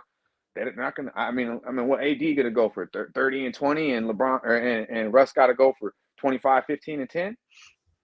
Yeah, it's a long time since we've seen that. Right? Andrew G says Darvin Ham going to need to throw on a jersey. I mean, in the way he's talking, what did he say? He said, "Hey, if you can score, we'll give you a tryout." He said that to the reporter, man. So he's not looking to. He's showing that he's a first-year coach in his press conferences. I'll just say that. Yeah, no, I feel you. Great breakdown from Dutch Boy Fresh here. Let's review all action. And I've not locked anything in on this card. There's just a ton of moving parts that I've got to sit with. And I have the luxury of getting to cap this with Dutch and then sit with his action and go over everything once more. Dutch is on the Celtics -4 at -120 to get his card started. Stayed off Suns Magic, but he's interested in the Magic. Pistons Knicks is a stay off spot at this point. He moved on Shea at over 27.5 points in Raptors Thunder. Bucks Spurs is a stay off. Then he moved on the Grizzlies -3.5 at -112. TJ gave us the gift being the Cavs first quarter money line at +105. Dutch is on the Warriors full game -2 -108. Dutch is on the Kings -3.5 and -111, and that will be the action to secure the bag. Mike M says Cat has a double-double versus Memphis, 8 of last 9 +175. Clay assists over 2.5 +123, has at least 3 assists and 6 of 7. And Harrison Barnes over 12.5 points at +102. Oh, that's +0.5, not money line. Oh shit. Okay, sorry, my bad. All I did was copy and paste it, but let's fix that here. +0.5. All right, locked in. TJ +0.5. That helped me very much in the Bulls Pelicans game, that +0.5 first quarter. So I get it. See, look, Anthony Davis now questionable illness. This motherfucker. Oh man, it's crazy. Yeah, and you're certain of all things, this is not Jordan with the flu. It's not some guy's going to sweat it out and still drop 30. This guy's going to be just Oh, God. Can't All make right. this shit up with them, bro. I'm telling you. Dutch, so great to roll with you. Follow our guy Dutch on Twitter at DutchBoyFresh and catch him here on Fridays. I love that you cap with us on Fridays, my man. Go out there and get that cash. Lead by example, my man. Great work. Dutch, any last words for the cappers supporting the show? Yeah, man. I appreciate you having me, Jim. Everybody right now fucking with us. Run up that like button, man. Hit that like button. We about to hit him straight over the motherfucking head. I appreciate y'all. Y'all stay fresh. There he is. Dutch Boy Fresh. Let's review all action. And, I still have a ton of work to do, I guess, which is fine. Sitting with all this action has helped me a lot. My ROI when I sit for the problem is I got to pick up Ella in 39 minutes, but then get her in the playroom and just figure this out. Let's review all action. We start in the CFL. Bobano's on the Alouettes plus 3.5. I am on the under 48. I haven't bet that yet. Bobano's on the over 49 in Lions Bombers. I agree with that look. And I even think the Bombers as a, like a money line parlay piece might be something. But the over 6.5, I need to study more in Pittsburgh, Toronto. It's interesting that there was a 17-cent move to the under. Bobano's on the Lightning minus 134. Being very disappointed watching the Lightning play. I wonder if the Lightning off a loss used to be auto bet. I wonder if Carlson coming back could spark the Caps. Caps still are just 4-3-1 at home. They're not terrible, and they've always been good at home. I want to move on the over 6 at minus 110 in San Jose, Dallas. I just I couldn't understand why this hasn't moved. Still hasn't. Why? Maybe I'm wrong. I'm going to sit with that longer. Bobana moved on the Kraken over 3. Something in me wants to fade the Kraken here. But I got so caught up and look at the poorest defensive play by some of their forwards. Not including Brandon Tanev and Morgan Geekie, who have been so good. Bobana's on East Carolina plus 5. Do we call East Carolina a public dog? I think we have to. The one thing is that there are bigger bets that have come in on East Carolina. 66% of tickets, 77% of cash. But that's a public dog. We know what public dogs do. They sneak into your room, pull your wallet out, take your cash, and fuck off. Coin saying ECU down to 4.5. I mean, that's the one thing that we have going for us is that at least the market's making it less appealing to be on ECU. And Bobano's on the over 66 in Colorado USC. I see this as a look ahead spot. But I don't think I have the balls to bet Colorado. And I'm still waiting for that team total to pop up. But 15.5 is not really what I want. USC can't stop the run. Can Deion Smith run the ball against them? Fresno State, UNLV. Bobano didn't move on this one. And Hayner's really good. But God, I know Brumfield's going to have a better game than he did last week, even against a really tough Bulldog defense. So I'm going to need more time with that. I'm going to move on the under in Clemson, South Carolina. I want to look at it a little more. Bobana's on the over 144 in Florida State UCF. He's on Kansas State minus 6. There has to be a reason why why Villanova is the books are giving such an appealing number for Villanova. And it makes me want to bet Temple, but I'm looking to it a little more. I'm interested in the under in West Virginia, Pittsburgh Panthers. Bobano is on West Virginia money line. I'm moving on Stanford, and I'm moving on Wake Forest, unless the lines move too far now. Am I really going to take a 7.5? Let's just quickly look at that. This is one of the rare days where I have a ton of work to do now. Let's just quickly go down to that Georgia game. Tell me it's still a 7. 7.5. Of course it is.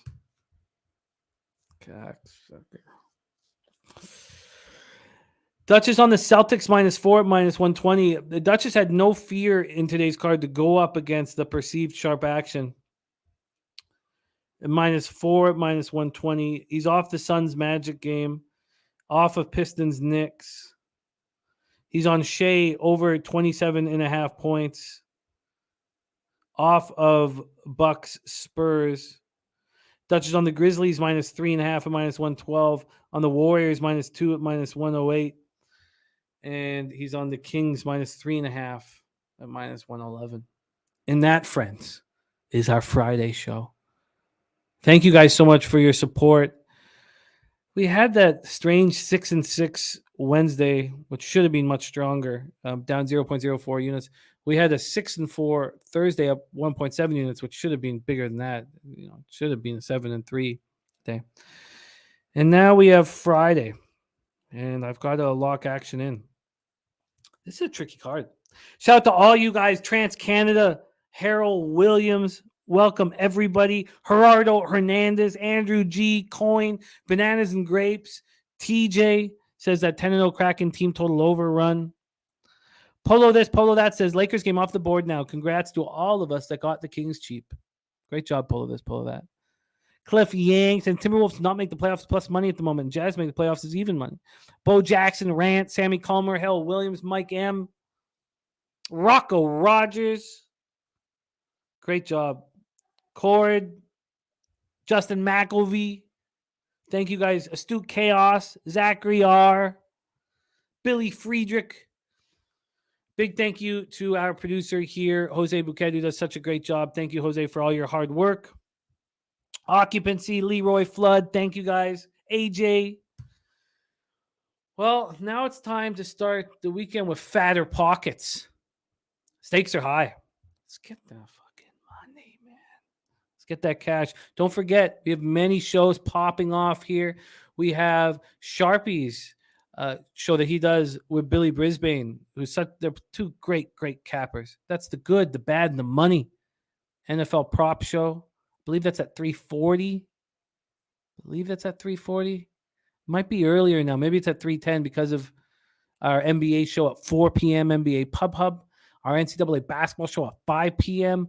And then we have our live bet stream, 6:30 p.m. Dabby Cab Razor Sharp picks from Michigan State, Gonzaga on a warship, the USS Abraham Lincoln on Remembrance Day. Thank you guys so much. I love you, Sammy Culver.